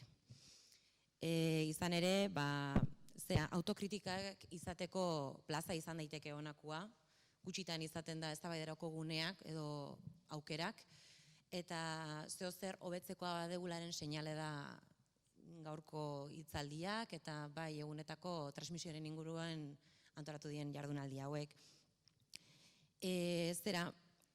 Esan dute margen handia badola hobetzeko, bide horrek gure mezuak nahi dugu gizarte parteri iritsiko zaiolakoan bakotzak bere estrategia, bere gutegia, bere kronograma propioa, bere bideari jarraitzen diola, ez? Lehen Igorrek esan duenez, nahiko rock banda kaskarra gara, hortan, sinisten dugulako bakotzak gure publikoari iritsiko garelakoan, ez? Alik eta sutxuen lan egiten dugu, gure helburu estrategikoetan sinisten dugu, baina egile da batzuetan bakotza bere kantua jotzen ari dela etengabe, ez? Eta elkarri ez diogula entzuten askotan. Irizpide lan prozesu berria planteatu beharra dagoela iruditzen zait, eta, bueno, mahai gaineratzen ari bagara, horren seinalere bada, ez? Ni hemen Gaztezuloren kasuen gazteentzako edukia lantzen ditugu, dakizuenez Gaztezulo duela 15 bat urte sortutako euskera hutsezko aldizkari, paperezko aldizkaria bada, baina hortaz haratago ere proiektu komunikatibo oso bat ere bada. Eta azken aldi honetan ere, ez hainbeste jardunaldien arira, baina bai ari garela hausnarketa hori egiten lantalden barruan. Planteatzen ari gara geure burueri, nundi gatozen, nortzu dia Gaztetxulo aldizkarien arpidetza duela 15 urte egin zutenen perfila, baita ere zer gara gaur egun nola iristen ari garan geure publikoari, baina batez beste izan nahi dugun, ez? Hemendik aurrera. Lan horretan danoi dudak sortu zaizkigu, eta diagnostikoa ez da espero genuen bezain positibo izan, hori egia da. Beste alde ere aurrekoan Jose Mari Agirretxe eta Azieziko Jose Mari Auzmendirekin berbaiteko aukera izan nun da, bertan planteatzen gendun gauze bat kulturen transmisioen arira, nola txikilek, gure kultura kontsumitzaile txikienek, pirritxe eta porrotxek transmititzen dituzten baloreak barneatzen dituztela, baita ere nola eurek margautako hildo bat jarraitzen dauiela nerabezarora iritsi arte. Nerabezaroan, nerabezaro hasieran, nolabait pirritxe eta porrotxek edo euren balorien eta euren kultura transmisioan irizpideak galtzen dira. Galtzen dira, limbo baten gehatzen dira, eta orduan, geure kasun gaztezulok transmisio horren, harrapatzen edo saiatzen gea eurei heltzen.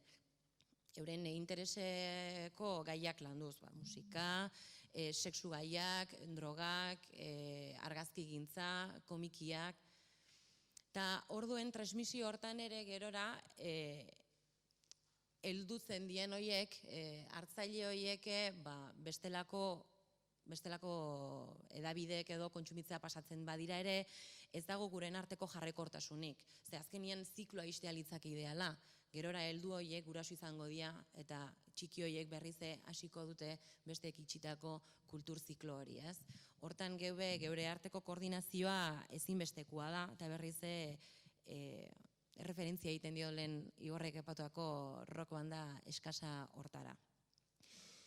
Kulturan transmisioa badu zerikusia handia kultura kontsumitzeko ohitura aldaketekin, ez? Geuri iristen zaiguna, geure gazte hartzaileengandik da,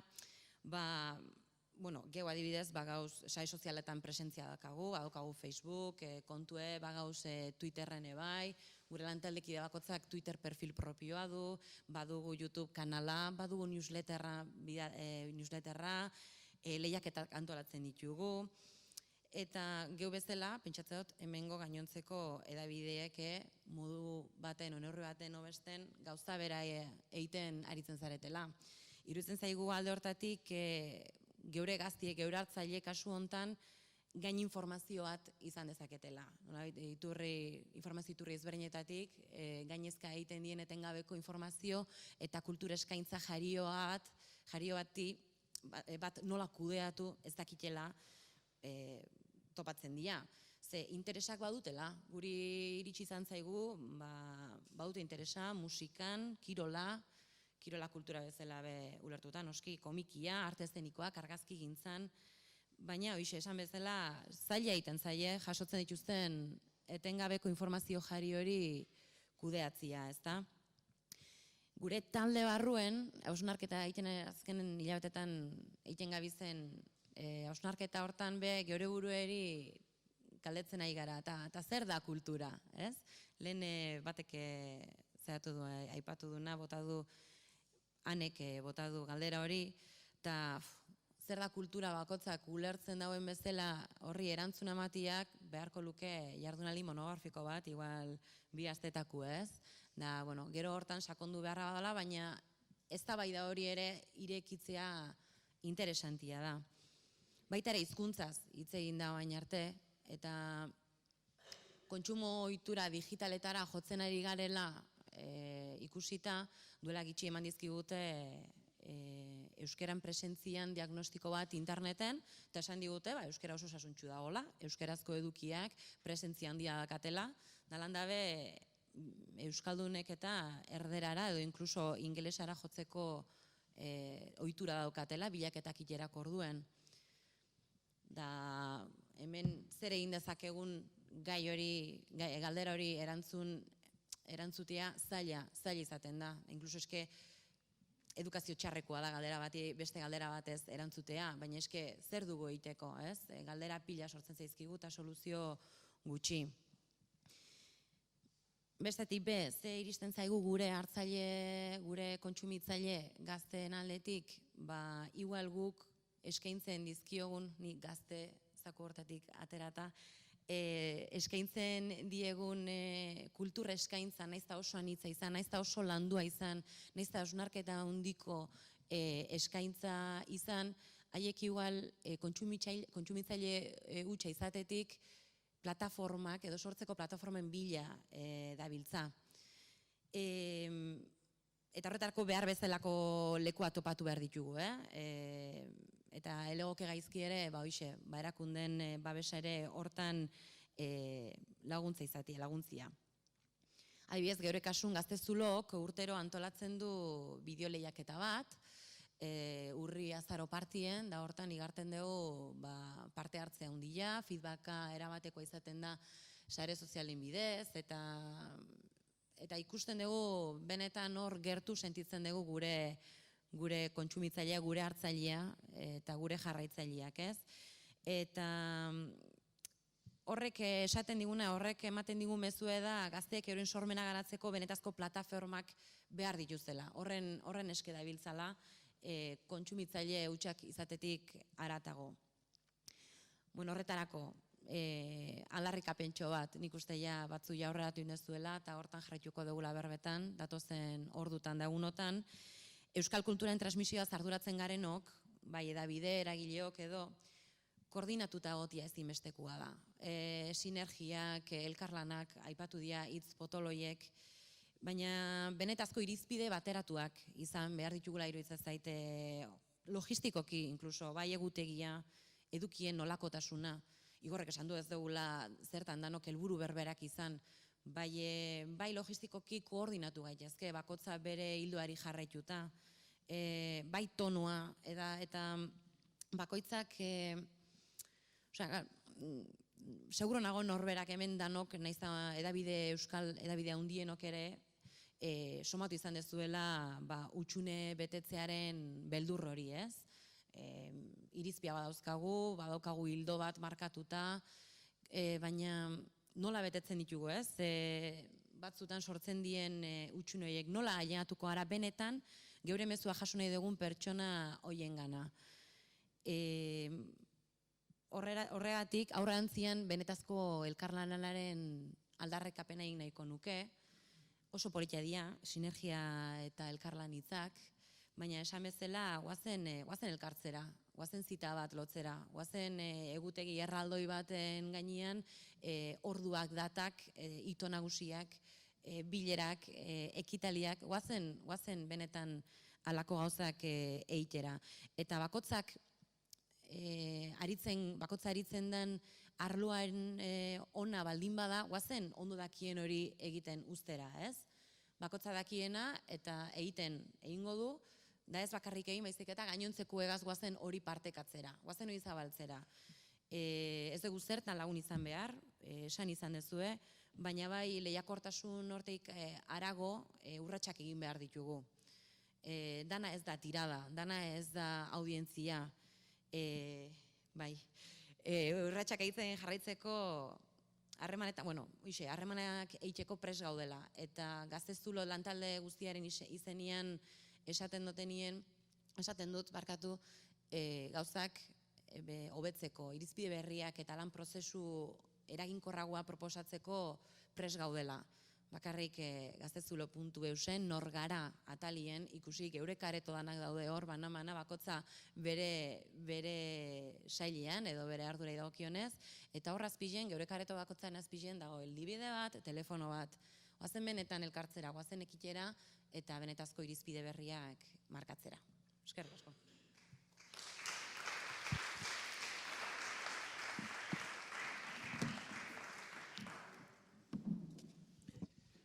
Iñaki Uria.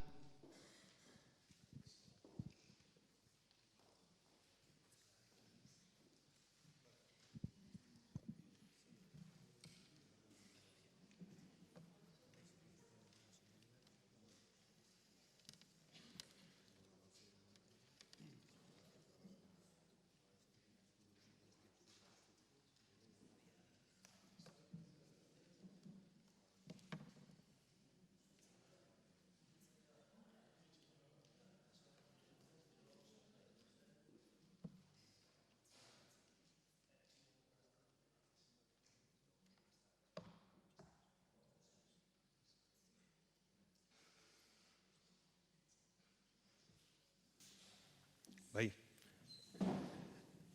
egunon eskerrik asko eta hasiko gara. Nik heldu diot, indako galderei heldu diet.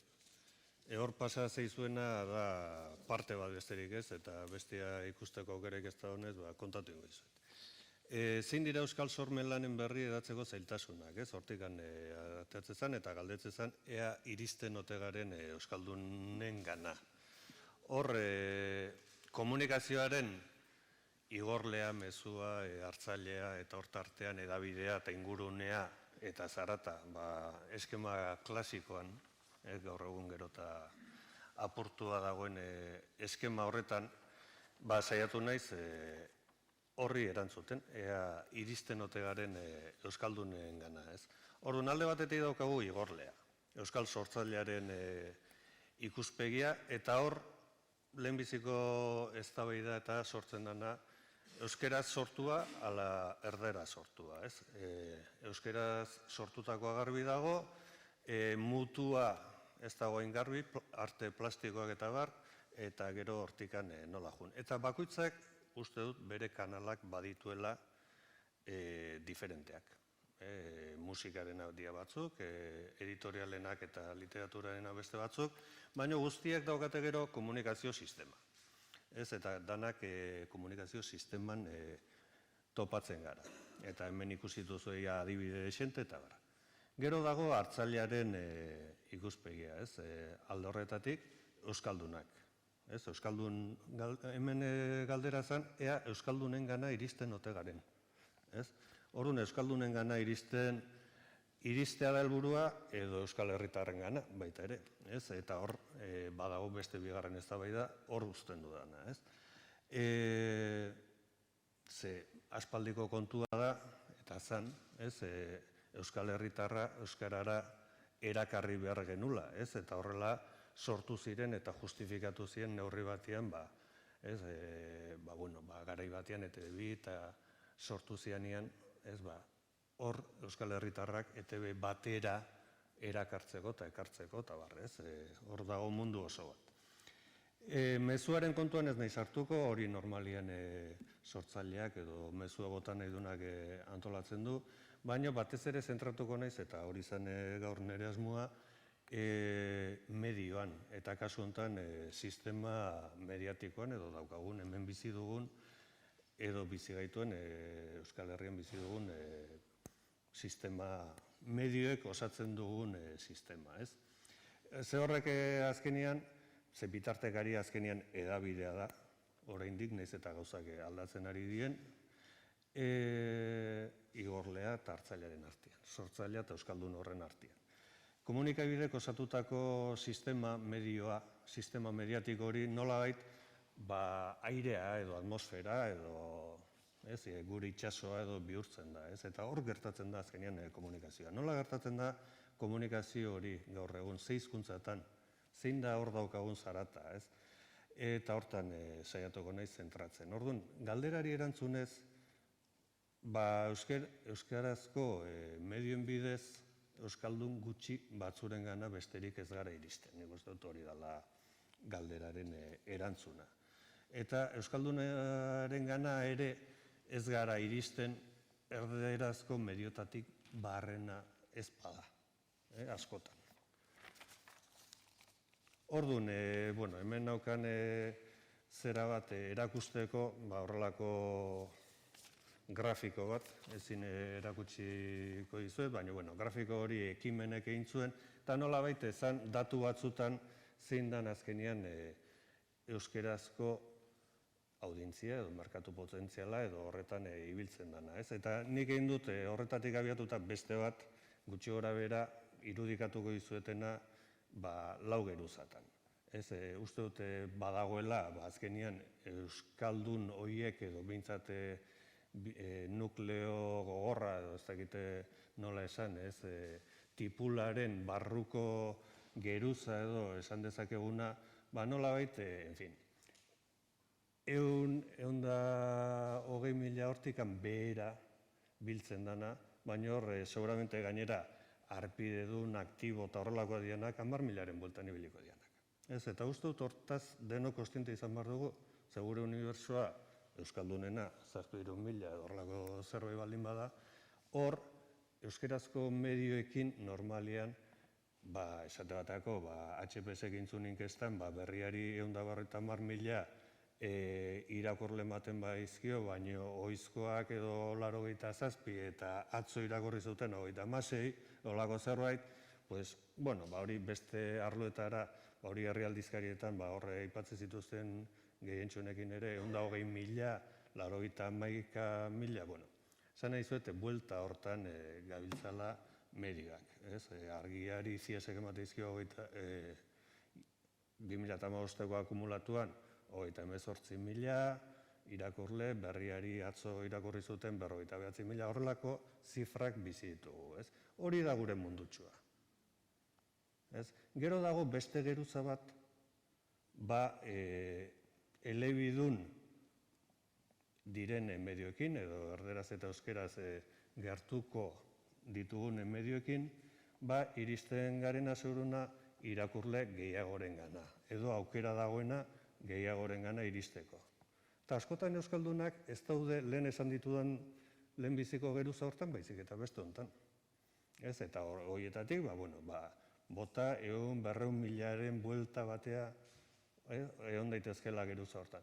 Etorreko litzake hirugarren geruza bat, nola baita esateko ETB2, Diario Vasco, Correo, Diario Navarra, nola baita 200.000-300.000ko, horietako medio bakoitza, 200.000 horrelako zerbait harrapatu itzakena. Eta euskaldunak hor daude. Eta azkenik, normalian hemen deno dakiguna, Madridik eta Paristik etortzen zaigun komunikazioa ez. Eta hor dago, azkenean gure 3 milioi euskal herritar horien gana iristeko, handikan pasa behar dagoela. Bestela ez gara iristen. Ez medio konbentzionaletan. Orduan, horrek ematen digu gutxi gora berako ez geruzen zera bat, ikuspegi argi xamar bat, eta hori sare sozialetan edo Twitterren eta horrelakoetan ere berresten da neurri batian. Ez lehen esan dut nukleo gogor bat 10.000 ingurukua, eta Twitterren ere antzeko zerbait UMAPek eman ditun azkenengo datotan dabar, antzeko datuak atatzen dira 8.000 lagun, ez aktibo azkenengo hastian ibili diala. 20.000 txiolari edo horietatik, ez? Orduan, nik uste honek ematen digula perspektiba bat. Nun kokatzen garen denbora guztin jakiteko. Horrekin batera, neukan beste mapa bat, euskal hiztunak, euskal udalerrik eta nola kokatzen dien, eta ze densidade daukaten. Esaten ari garenak geruza horiek, ze ez gaude euskaldun danak argiaren, berriaren, ETB baten eta Amaikaren geruzan.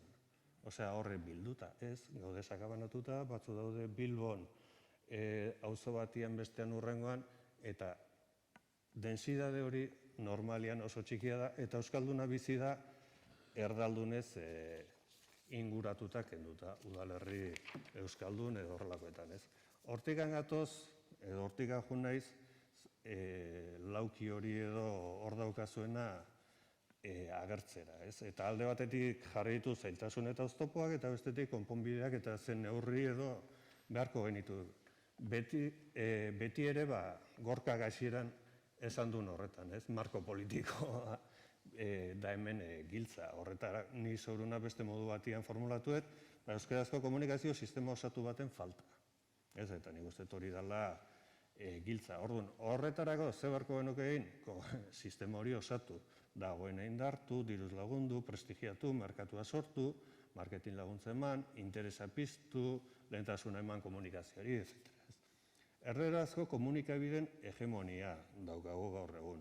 Orduan, horren aurrian zer erderazko komunikazioa arautu inberko genuke, horretarako noski botere politikoa behar da. Bestela ez dago aukerarik, ez? Publizitatea jasotzeko euskara minimoak eskatu, euskara minimorik egiten ez badute zerga berezia ordainarazi euskarazko medioen alde, eta horrelako neurriak, ez?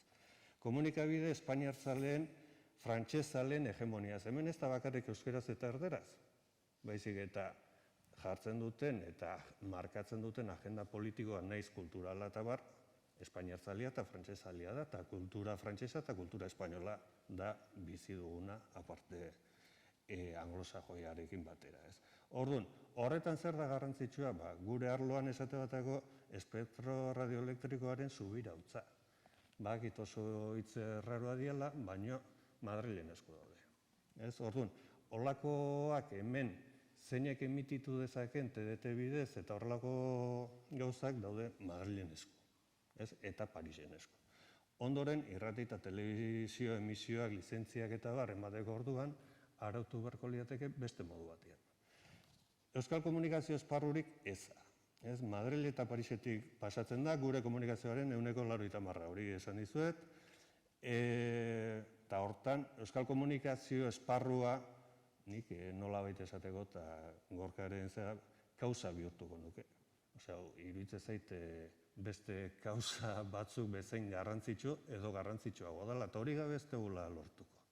Guain egon gaitezke igual iluratuta sare sozialak eta eskema klasikoa aldatu dela eta bitartekariak ikusten ari garen bezala medioak gero eta aulagoa diela, baino oraindik medio nagusiak eta adibide garbia dira, guain hauteskundea direla eta ari gara entzuten politikari nabarmenak esate batako Aitor Esteban bat, Joseba Egibar bat eta horrelakoak badaukaten akzeso hemen komunikabide nagusietara, dena Madridik pasatzen dela.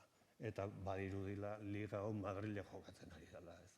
Eta hango 4 ekipo bakarrik jokatzen dutela.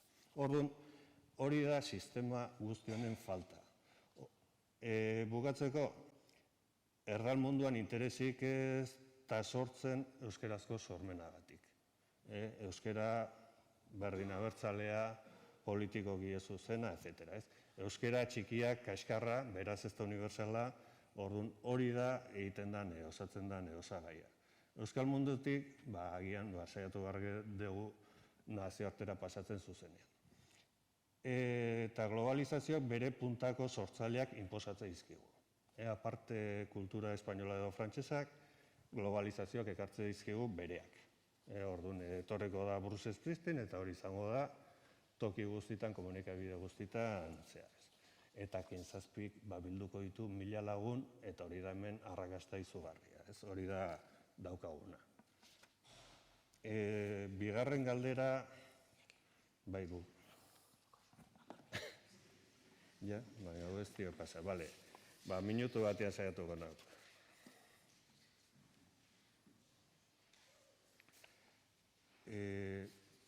Gauza batzuk esan dialako. Bigarren galderari erantzuten zen neurri konkretu hartu, nik berezitu, hemen ustet esan dela, ona kalitatezkoari garrantzi eman bertzaio, dena ez da ona, eta txarra da bereizketarik ez egitea.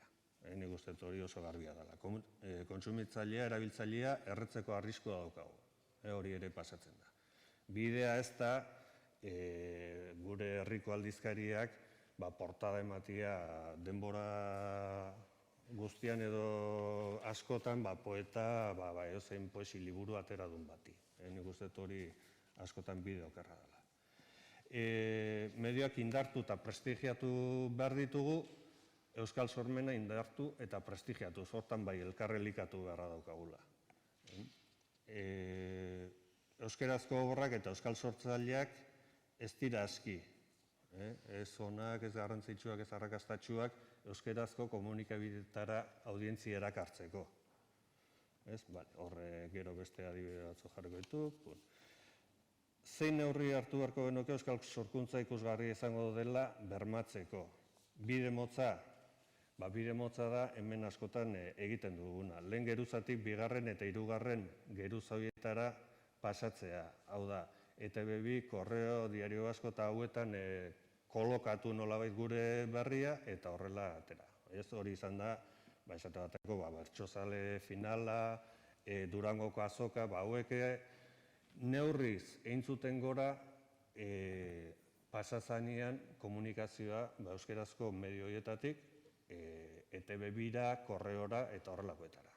Hori lortutakoan, hori da bide motza. Hor ari gera nolabait itzultzen egiten ari garena erdaldun horiei. Bide luzea zein da, lehen aipatu dudana, euskal esparru komunikatiboa osatu, eta hori gabe nik uste zaila daukagula. Hortan utziko dioz, denbora importanteak. Ale.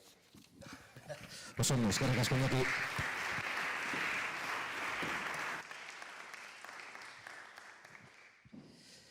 Iñaki Etxeleku.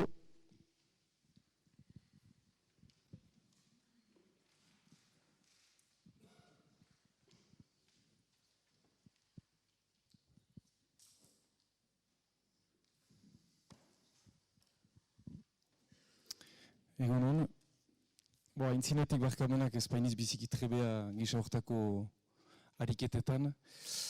Eta hain segur, frango errepikako gure gertatuko bainaiz orain arte egan diren gauzekin. Bederen baduzue frantsesaren eraginez den erre horren eksotismoa. Lehen gauza ez dakit nik xuxen egina izan den galderari erantzungo diodan.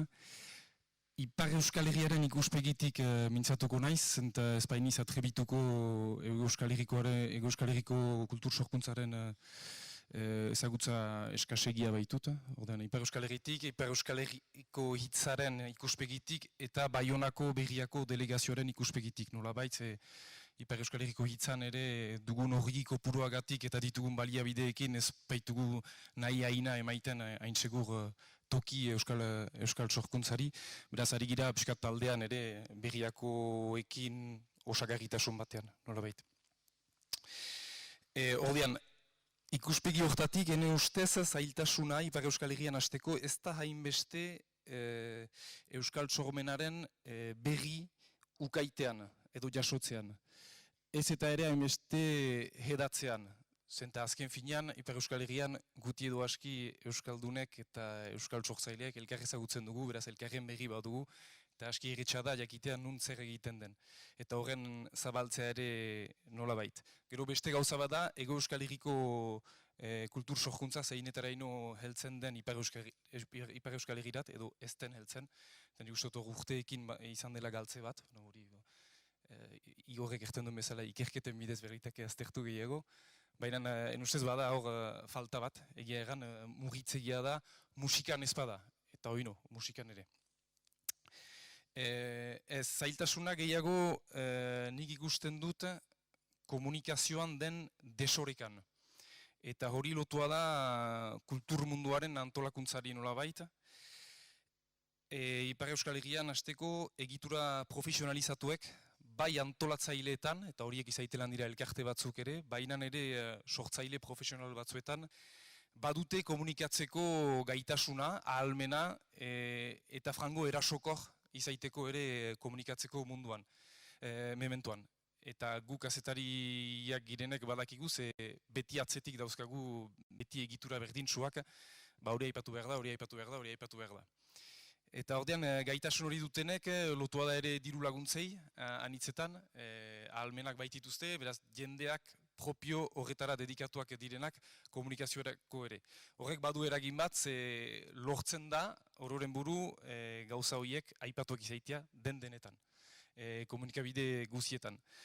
Eta ikusiz Euskal sorkuntzaren errealitatea Ipar Euskal Herrian amateur munduari lotua dela hainitzetan, amateur munduak ez du baitez bada olako gaitasun hori heltzeko denetarat. Batzuek badute, entxeatzen dira eta denbora dedikatzen eta lortzen dute, baina nik ikusten gehiago zailtasuna desoreka hortan, eta anitzetan, gainerat, egitura profesionalizatu horiek laguntzen dituzten erakundeen sustengoa ere badute nolabait komunikatziko mementuan, ze bi aldetari komunikatzen da.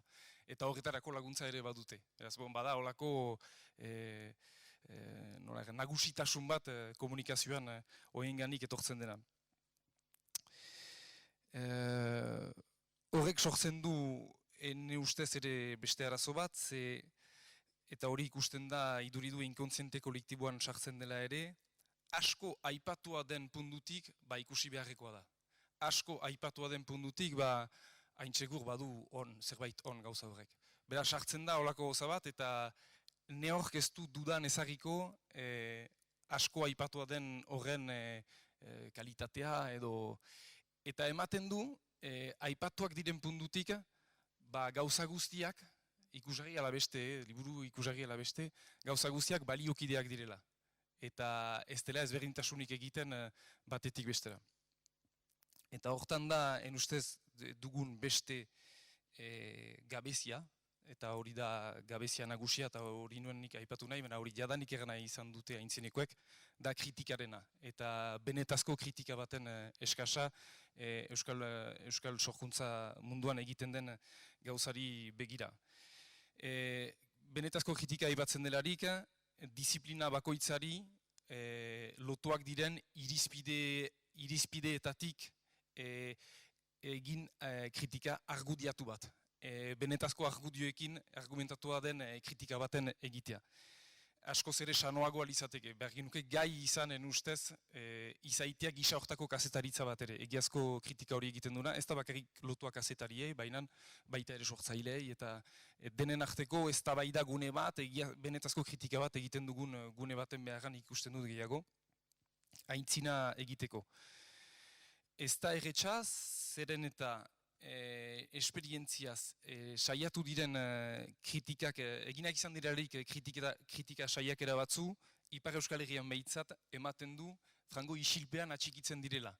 Nahitara edo ez hori ez dakit, baina hasteko isilpean atxikitzen dira. Adibide bat zu emanen ditut, aski berriak direnak eta gure komunikabidean izan baitu leku, hartzen da azken pastorala jaskoa Pierre Galland pastorala, izan da polemika txiki bat, ze frantsesez idatzia izan da pastorala hori, euskaratua izan da ondotik eta hori da eman, jakinez eta hasieran bazela euskarazko bertso bat jadanik idatzirik, eta hori baztertu dena. Izan da hasiera bat, baina gelditu da berehala, eta geroztik hortan gelditu da eztabaida hori. Nahi ezpaita nahi eztabaidatu hortaz, hain segur, bat ditake olako zerbait. Baina hori da ikusi dugun adibide bat, beste gauza bat ere, frantsesa euskararen heinberian ezartzia euskarazko sorkuntza batean ikusiz euskararen egoera zein den Ipar Euskal Herrian, hori buruz eztabaida baten sortzea saiatu denean ere, biziki fite estali da. Eta kasik erasotua izan da, egan dezake hitzetan. Behar zaila da, eta aintzinagoko beste kritika batzu eta aipatu gabe ez dut ustenal, izan da ekarpen sakona eta da ekarpen sakona eta dira Antxon Lukuren biliburuak, bat euskal kultura gaderazko ikugarekin, eta beste libertitziaz azkena, eta libertitziaz hau hain zuzen sorkuntzarako tresna baliagarri dudagabekoa da, ene ustez, iduridu ez direla izan, liburu horiek, Ipar Euskal Herrian. Ez dakit nok irakurri dituen, ez da aipatzen, neok ez du aipatzen, ez da eztabaidarik, nahitarat hori ez dakit. Bera, hasteko zaila da, egiazko eztabaida baten eramaitea. Hori loturik, beraz, nik uste dut kritikaren eta eztabaida gune hori beharko dugula atxeman, nolabait, nahi duenarekin, baina beharko da atxeman. Eta lotzen dut ere, nahiz eta komunikabideen arlotik ateratzen nahi zen, sortzaileen arteko lotura eskasa ere nik ikusten dut. Ematen du disiplina bakoitzetako jendea ari dela bere xokoan, bere aldetik eta bere disiplinan, eta elkarren berri hainbeste izan gabe ere, eta elkar kurutzatu gabe ere. Behar da ez dakit ameskeria da edo ideia txarra da, baina nik nahi nuke ikusi Ipar Euskal Herrian ez dakit etxe bat edo gune bat ez dakitze, nun disiplina desberdinetako euskal sortzaileak egiazki kurutzatzen diren eta behar da elgarrekin proiektuak eraikitzen, baina hori geroko da, bederen elgarren berri baituten eta elgarren artean eztabaidatzen baitute, horren beharra ikusten dut, eta etxe hortan edo gune hortan ere beste beharra, eta ziek aipatu zitanik lehenagotik, transmisio gune bat behar da ere, euskal kulturgintzaren historia, jakintza, transmitituko den leku bat, baita ezpadako tresnak baitira sorkuntzaren hasteko, nolaz bait. Bora, ez du besteik. Mi esker. Eskerrik asko Iñaki.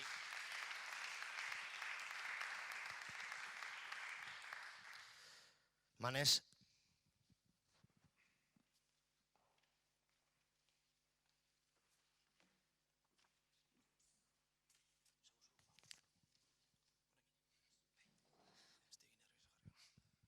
Bai, egunon. Bueno, uste dut ja bukaera aldera iristen ari garela eta klaro, nik zerbait prestatu da neukan, baina joan ez gauzak apuntatzen eta orain esan nahi ditut milioi bat gauza eta ez dago denborarik, orduan, bueno, saiatuko naiz, alik eta gehien sintetizatzen. Sortzailea eta euskara teknikaria. Eta gaur hitz egingo dut euskara teknikariaren ikuspegitik, zeren eta iruditzen zait komunikazioaren esparruaren barruan, nire sortzaile izaera, hau da, bertsolaria naiz, erosoa dela. Oso babestuta nagoela, badukadalako atzean bertsozale elkartea, eta bueno, nik egiten dudanari irizpide egokiz eta bueno, proiekzio eraberean egokiz laguntzen didala, ezta? Orduan, kejatzeko arrazoirik ez daukadan ez hortik, pues beste ikuspegitik kejatuko naiz. Saiatuko naiz asko ez kejatzen. Bueno, hemen ondoan dago Zuiako kuadrilla eta bertako euskateknikaria naiz ni. Udalerri txikiz osatutako eskualde bada. Landa eremua da. Eta eremu soziolinguistiko komatxo artean zaila, ez? Horrek esan nahi du, euskarazko kultur zirkuitu ofizialetatik aparte gaudela, edo kultur zirkuitu horien amaierako postuetan gaudela. Eta horrek ahalegin berezi bat eskatzen digu, hau da, zirkuituak ez datoz gure gana, guk joan behar dugu bila, askotan Gasteizera, edo beste leku batzutara, ez? Orduan, euskateknikari batek komunikazio lana egin behar du? Nire kasuan inolako dudari gabe. Guk ez daukagu gure eskualdean aieraldea.eus bezalako marabila bat. Ez daukagu goiena, ez daukagu tokiko komunikabide indartsu bat. Eta askotan, zoritxarrez eta normalizazioaren izenean, euskara zerbitzuaren ardura izaten da, euskarazko kulturaren komunikazioa jaso eta komunikatzea, ez da. Alde horretatik, esan nahi nuke, zirkuituaren bukaerako postuetan egotearen ondorioz, komunikazio gutxi jasotzen dugula. Horretan, askok aipatu duzuen sintoma horrekin bat egiten dut. Eta era berean,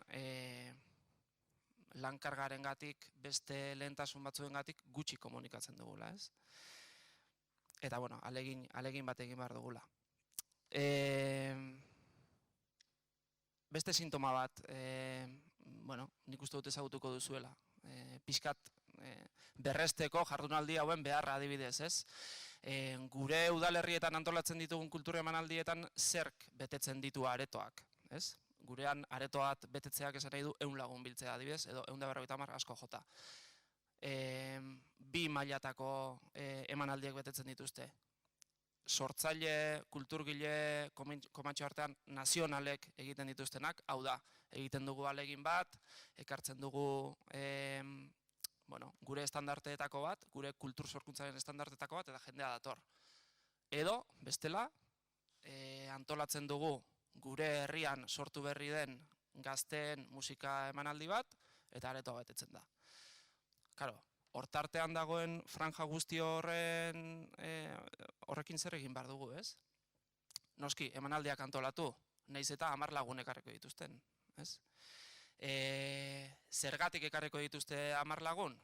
Ez daukatelako besteek daukaten ikusgarritasunik, goikoek daukaten ikusgarritasunik, eta behekoek daukaten gertutasunik, ez? Orduan hor,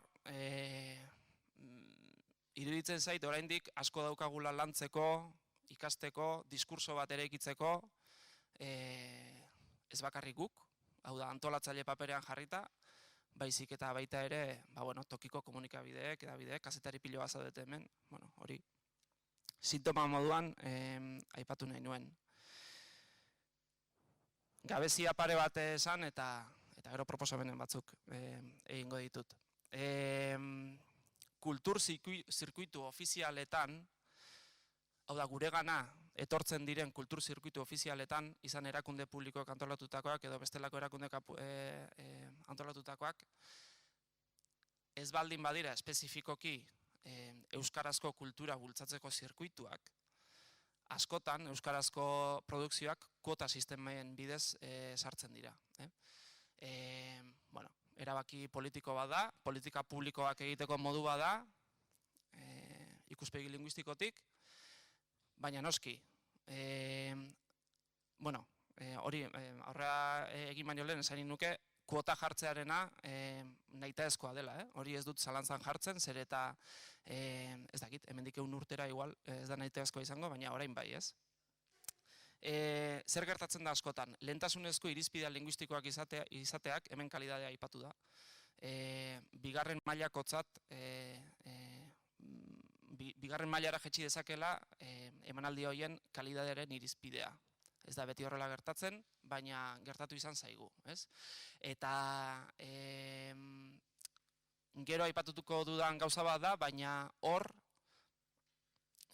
harritzekoa da nola ez dagoen irizpide partekaturik eta elkarlan handiagorik hizkuntza normalizazioko teknikarien eta kultur programatzaile eta kultur teknikarien artean. Batak ezin du besteak kendu, eta egin nahi duguna da, ahalik eta jende gehienaren gana iritsi, eta jende gehienaren gana iristearekin batera, jende horri, ahalik eta kalidade honeneko zerbait eman, ez? Ez dakit, adibide bat jarriko dizuet, ez? Araban oso ezaguna da, Vital Fundazioak urtero antolatzen duen zirkuitoa. Arabako kulturgileei ematen die aukera bat, eta, bueno, herriz herri joaten da zera bat, ez? Eta gertatu izan zaigu, badakigu kuota sistema bat baduela, euskarazko produkzioa sartu behar dela hor, baina gertatu izan zaigu, bertatik jasotako komunikazioetan, X kontzertu, X antzerkilan, ze hizkuntzatan egongo dagoen ez jakitea, adibidez, ez? Eta, klaro, zer gaude, herri normalizatu batean? Nahi nuke ez jakitea, eta ez inporta izatea, ze hizkuntzatan datorren, nire gana datorren eskaintza hori. Baina hori, orain behintzat, nahitaezkoa da, informazio hori behar dugu. Bata de bestea aukeratzeko, noski, zeguk ere aukeratzen dugu. Gabezia bat. Eta, bueno, beste bat, lehen Aleako Aritzek aipatu du, susmoa ezote dagoen, Araban behintzat, kulturari, euskarazko kulturari, leku gehiegi ematen ezote zaion, matizazio guztiekin, bueno, hau nik enfokatzen dut, kultur teknikari eta euskara teknikarien arteko elkarlan faltaren ikuspegitik. Nik egiten dudan lanaren ehuneko handi bat, 70, 80, igual izan daiteke, beste guzti itzulpena dira, kulturarekin lotuta dago. Eta horrek ez du esan nahi gehiegizko produkzioa dagoenik, baizik eta gainontzeko esparruetan oso gaizki gabiltzala. Eta gero, nahi baduzu interpretatu dezakezue, hizkuntza normalizazioa eta kulturak duen, tradizionalki izan duen loturaren gainean, ez? Lotura oso estua izan da, badaukagu hori gainditzeko momentua. Hori ondo eta egoki egiteko, ondo komunikatzea oinarrizkoa da. Irizpide zehatz batzuekin eta ondo jarritakoekin. Soluzioak, ez dago soluziorik, proposamenak. Nire eremutik begiratuta, iruditzen zait, lan gehiago egin behar dugula tokiko komunikazioan. Badakit hor, hasiak zaudetela lan egiten, aspalditik, tokiko edabideak gero eta gehiago daude, irizpideetan ere gero eta gehiago saiatzen da gertuko partiduak jokatzen, ez? Baina gero eta virtualagoa den komunikazioaren zerean, panorama edo espektro horretan, gertuko erlazioak gero eta gehiago landu behar direla iruditzen zait, eta horretarako aliatuak bilatu behar direla, kazetariak bilatu behar dituzte aliatuak izan gu, izan kultur teknikariak, nori bidaliko diot honen berri, ez? Hori, askotan, iruditzen zaigu, guk zentralizatzen dugula euskarazko kultur sorkuntza osoa. Arabatik ari naiz, igual beste leku batzutan ez da horrela, baina guk daukagu lehentasuna, eta ez luke horrela izan behar. Nahi baduzue, kultur teknikari X bati ez bidali ez duelako ezer egingo, ados, baina hori landu egin behar da. Eta gero guk egingo dugu gure lana. Nik orain WhatsAppa besterik ez dut erabiltzen komunikazioa egiteko. Hori da, nik daukadalako jende kopuru bat, hartzaile kopuru bat, oso gertukoa dena, gure eskualdea txikia da, eta iruditzen zailako modurik zuzenena bere gana iristeko, ez? Bide egokiak hautatzea ere importantea da. minutu bat. Hedabideen tokikotasunaren inguruan, badaukago hor ispilu bat, aipatu da erdal medioak, nahi baino gutxiago aipatu da egia esan, baina adibidez, El Correok, Araban, lurraldetasunaren aldeko lana egiten du lurralde historikoen ikuspegitik. Osea, Araba hartzen du ardatz, eta euskarazko kulturprodukzioaren edo sormenaren inguruko zerbait egiten duenean, Arabako sortzaileei ematen die sekulako lekua, beti dauka El Correok Bilborekiko zera hori, ez? Bere buruari balioa edo Arabari balioa emateko zera hori, eta hor guri ematen digu sekulako lekua. Eta lekua handia da, Hau da, esaten denean, leku gutxi ematen dela erdarazko zeretan, bai, leku gutxi, bueno, relatiboa da, batzutan lekua handia, baina, klaro, gero kontua da zer transmititzen duten, ez? Ze Arabako txapelketa irabazi du bertsolari batek, esaten dute sekulako zera ematen diote, baina bertsolari hori joaten denean, zazpi herrialdeetako bertsolariekin batera kantatzera, eta beste inporta, ez? Bueno, ikuspegi kontua da. Orduan, ispilu horren aurrean, ez lurralde mailakoak, ze badakit beste lurraldeetan ere antzera kasu batzuk badaudela erdal medioetan, hori baino gertuago jokatu behar dugu. Saiatu behar gara bintzat. Bueno, aipatu da edabideen komunikatzeko, edabideek ez dutela bakarrik komunikatzeko, baita ere bestelako zerak antolatzeko, hau da sormenean eragin dezakete, aritzek esan du, solasalean eta ez dakiz zer. Bueno, nik gertuko kasuak ezagutu ditut, Alabedi irratia bezala, eta Alabedik betia nik ez doaka estatuturik, baina estatutuak baleuzka, jasota eukiko luke, edabide bat izateaz aparte, eragile bat dela, ez? Orduan, hori oso garrantzitsua da, eta aipatu da, Eta bukatzeko, kuota sistemen kontuarekin, bueno, bukatzeko. Kultur zirkuitu ofizialak badaude, kultur sormen elebiduna bultzatzen duten zirkuitu ofizialak badaude, hor kuotak badaude, euskarazko zerak sartzeko, klaro, kuota sistema horiek berrikusi egin behar dira nire ustez. Eta egokitu tokian tokiko lekuetara, eta batez ere hor dagoen produkzioaren komunikazio egokia egin. Baina ez bakarri jendearen zako, baizik eta emanaldi horien ardura duten antolatzaileen zako. Hala, jazta. Eskerrik asko, Manes.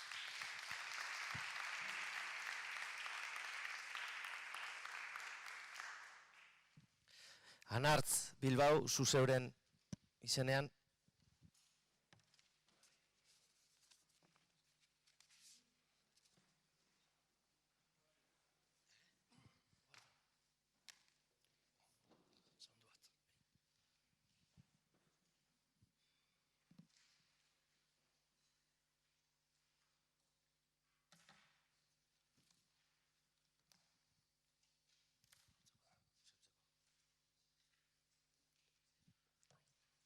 Eguerdion. Bueno, ez dakit oso ondo zelan heldu naren, oso itxoten hemen. Azkenan hazen ez. Saiatuko naiz batueraz egiten. Bizkaierara salto egiten badut, barkatuko didazue euskal komunikazioko horren beste tigre nire aurrean ikusita urduri samar nago.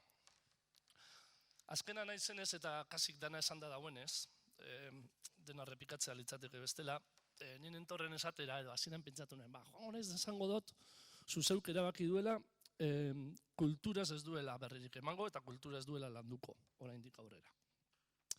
Eta orduan proposatu nahi nizuen zuek ere gauza bera egiteko. Kultura atalak kentzeko zuen komunikabideetatik, edabidetatik.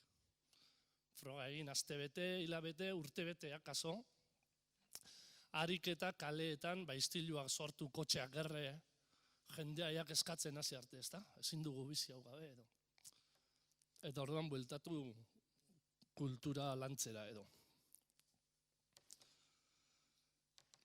Bueno, ez da txiste bat, benetan nabil. Zergatik uste dudalako, ez nazen nahazten. kontu asko sakonagoa da, ez da bakarrik hedabideena, hezkuntzarena da, gizartearena da, baina kultura lotza ematen zidan planteatzea ea definitzen hasi behar dugun zer dan kultura. Batzuk zerbait aipatu dute, ez da?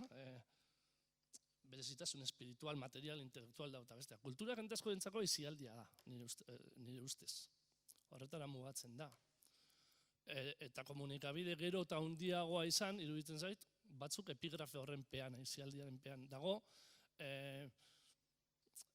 aginte, udaletxetatik askotan kirolarekin doa, kultura izan daiteke sukaldari baten jatetxeak lortu duen sari bat edo euskarria, hau da, liburuak irakurtzeko teknologikoki beste kontu berri bat hasi dena, orduan nik uste dut definizioa garrantzitsua dela, definitzea. Euskal kultura esaten dugunean, euskal nik nahiko argi daukat, baina ez dakit gizartean, ari naiz gizarterako lanean ari bagara, ez dakit gizartean ere hain argi dagoen. Euskaraz egiten dana. Hiztunak ez diren adierazpideetan, dantzan eta horietan, ez dakit. Paradoxikoki iruditzen zait horiek agian, gero arazo gutxiago izaten dutela, sorkuntza horrek igual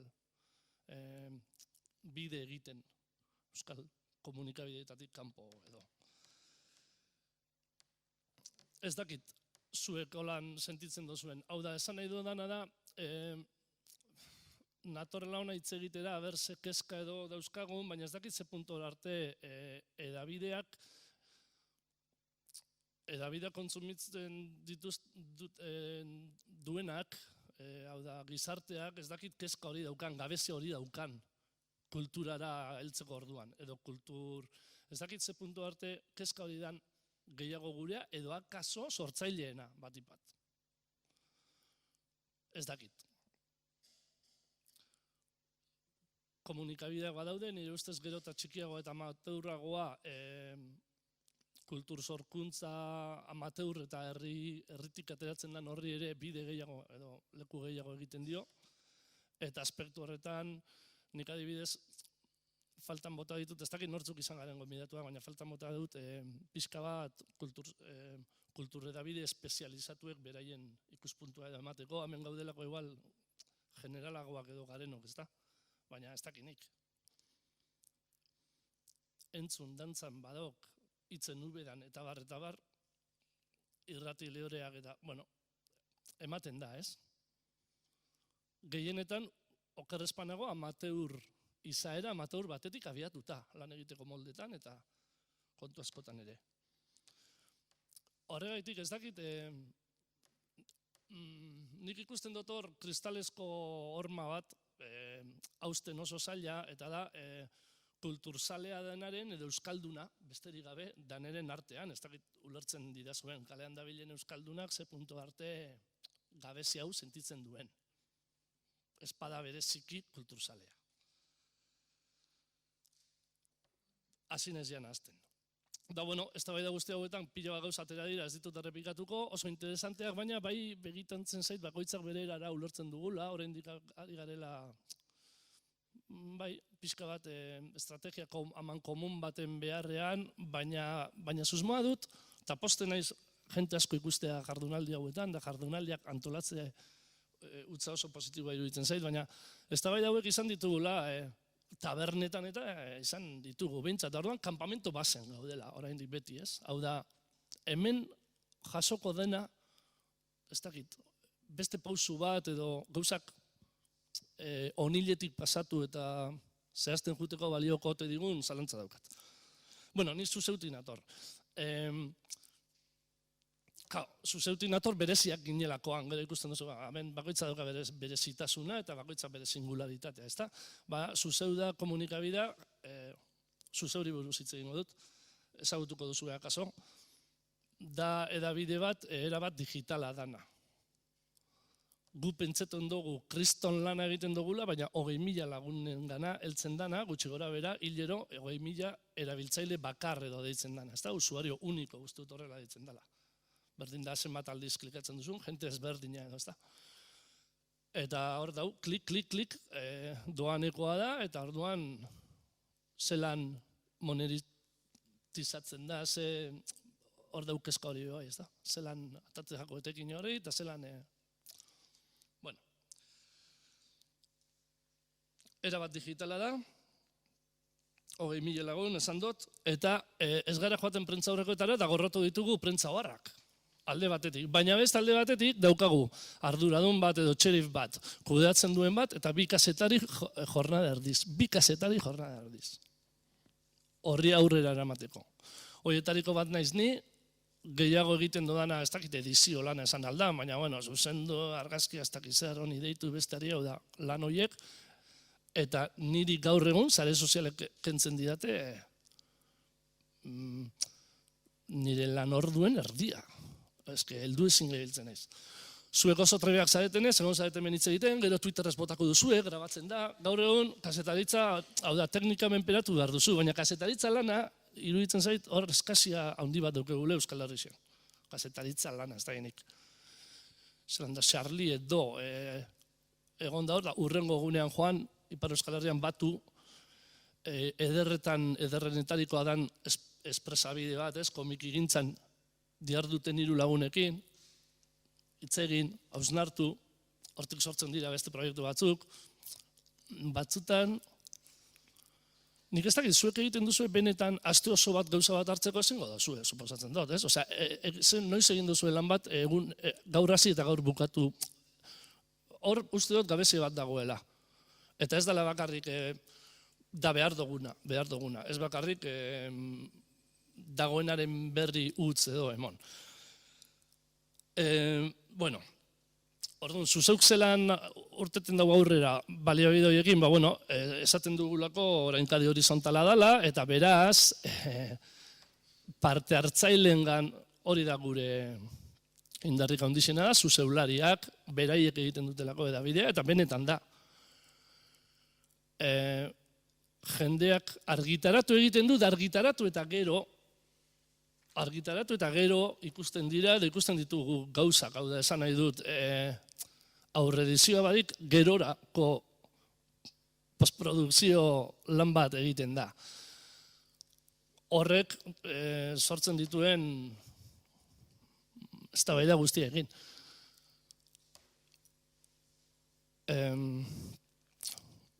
Bai, horrek sortzen ditu. Esan nahi dudana da, zuzeuko balore edo definitzen duen gauzetariko bat da, akatza oso gurea dela. Da beti esaten dugu, akatza oso gurea da. Eta bueno, gero jakingo duzue, jendeak parte hartzen du, bere sarrerak idazten ditu, iruzkinetan nahiko libre uzten da, beti giza eskubideak errespetatzen badira edo, eta hor daukagu gure ikurra eta gure kondena, ezta? Ospea eman digun iruzkingile multzo hori eta parte hartzaile multzo hori, baina hori ere nik baliotan jarri nahi nuke, ez da nola esan. Aurrekoan tweet bat bota zuen, gure lagun batek ipintzen zuen, Madrilen egin zen nazien manifestaldi bat, da jartzen zuen Espainiako banderak ikurri honengatik aldatu eta zuzeuko zenbat iruzkingile joango lirateke gustora manifa horretara.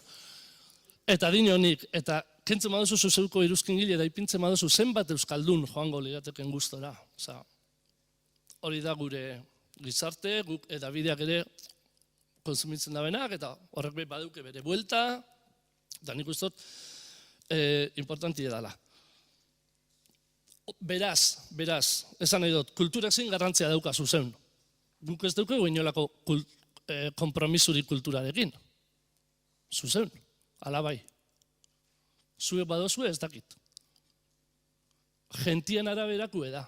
Eta gentik gure obsesio nagusiak dira politika eta euskara. Gentik ez da kulturaz bereziki idazten gurien, eta are gutxiago irakurri seguk ikusten dugu, zenbat sarrera, milaka batzuk aldiz klikatu diren kultur sarrerak, oso ederrak eta mamitzuek izen dabe, asko kosteten da.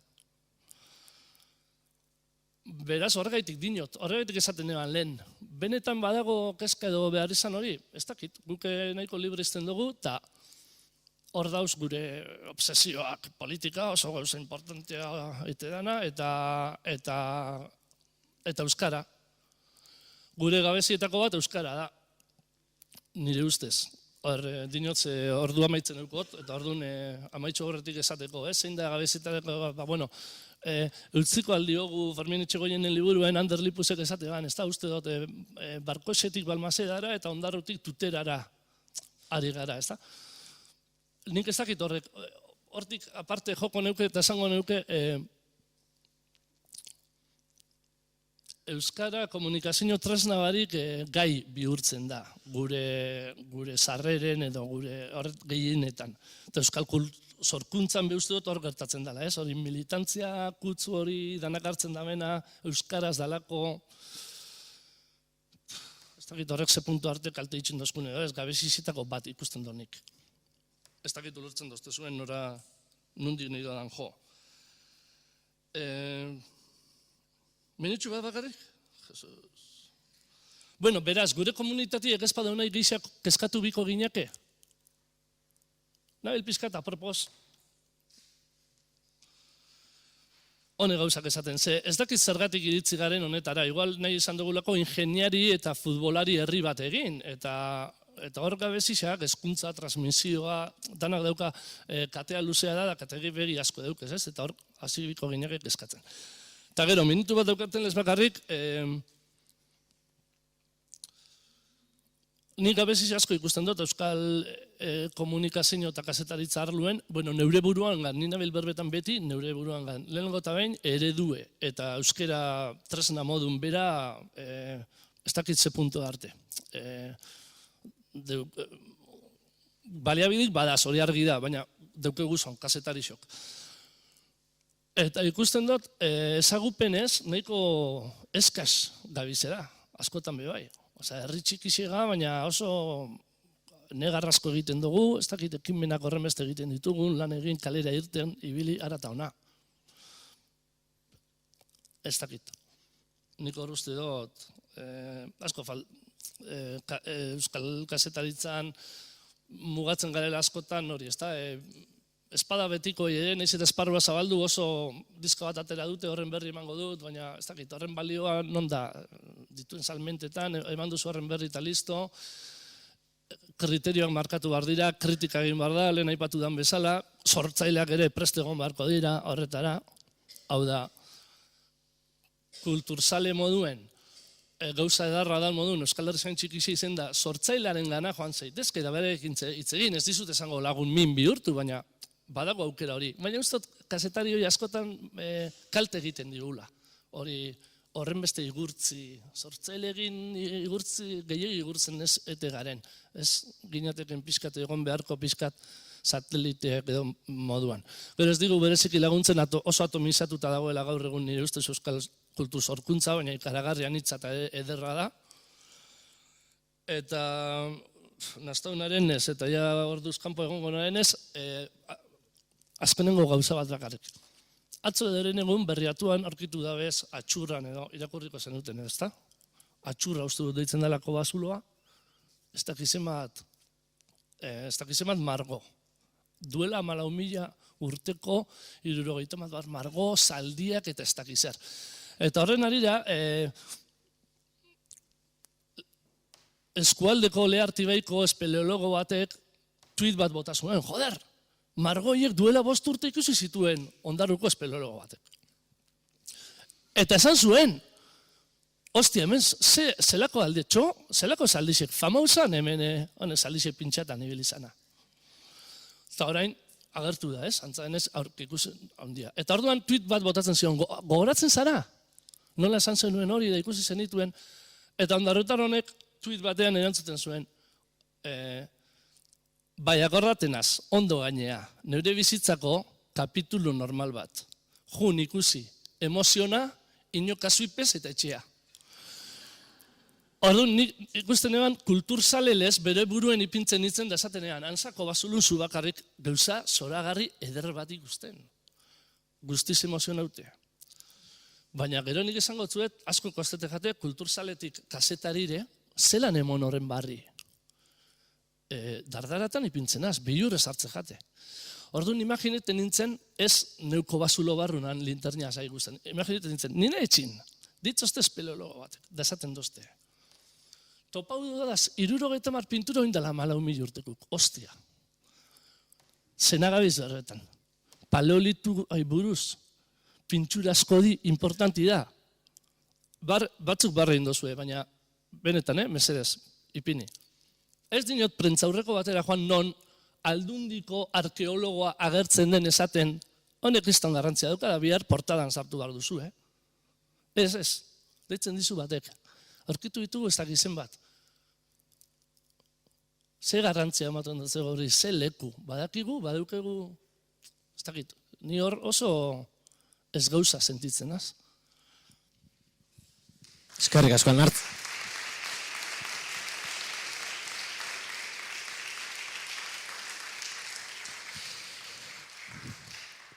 Bueno, eskerrik asko dan hori, ordu bat alaurden gitxi dia, ordu bat aterdietan bazkaltzera joan behar dugu, beraz, 15 minutuko atxeden aldi bat, eta ordu erdi bat lantaldeetan. Lantaldeetan gogoratu lehen esan duguna, ponentzia honetan danetan entzun dugunetik zuentzako lehentasuna dana. Hartu hori, gakoa direnak, hemen oso gauza asko oso antzekoak izan dira, irakurketa komunak, baina beste batzuk ez. Orduan, lehentasunak markau eta horixe, gero ordu bat aterdietan bazkaltzera joango garelako. Hor dau kafea eta fruta pur bat eta pasta batzuk, igual ordua pasauta dau, baina bueno,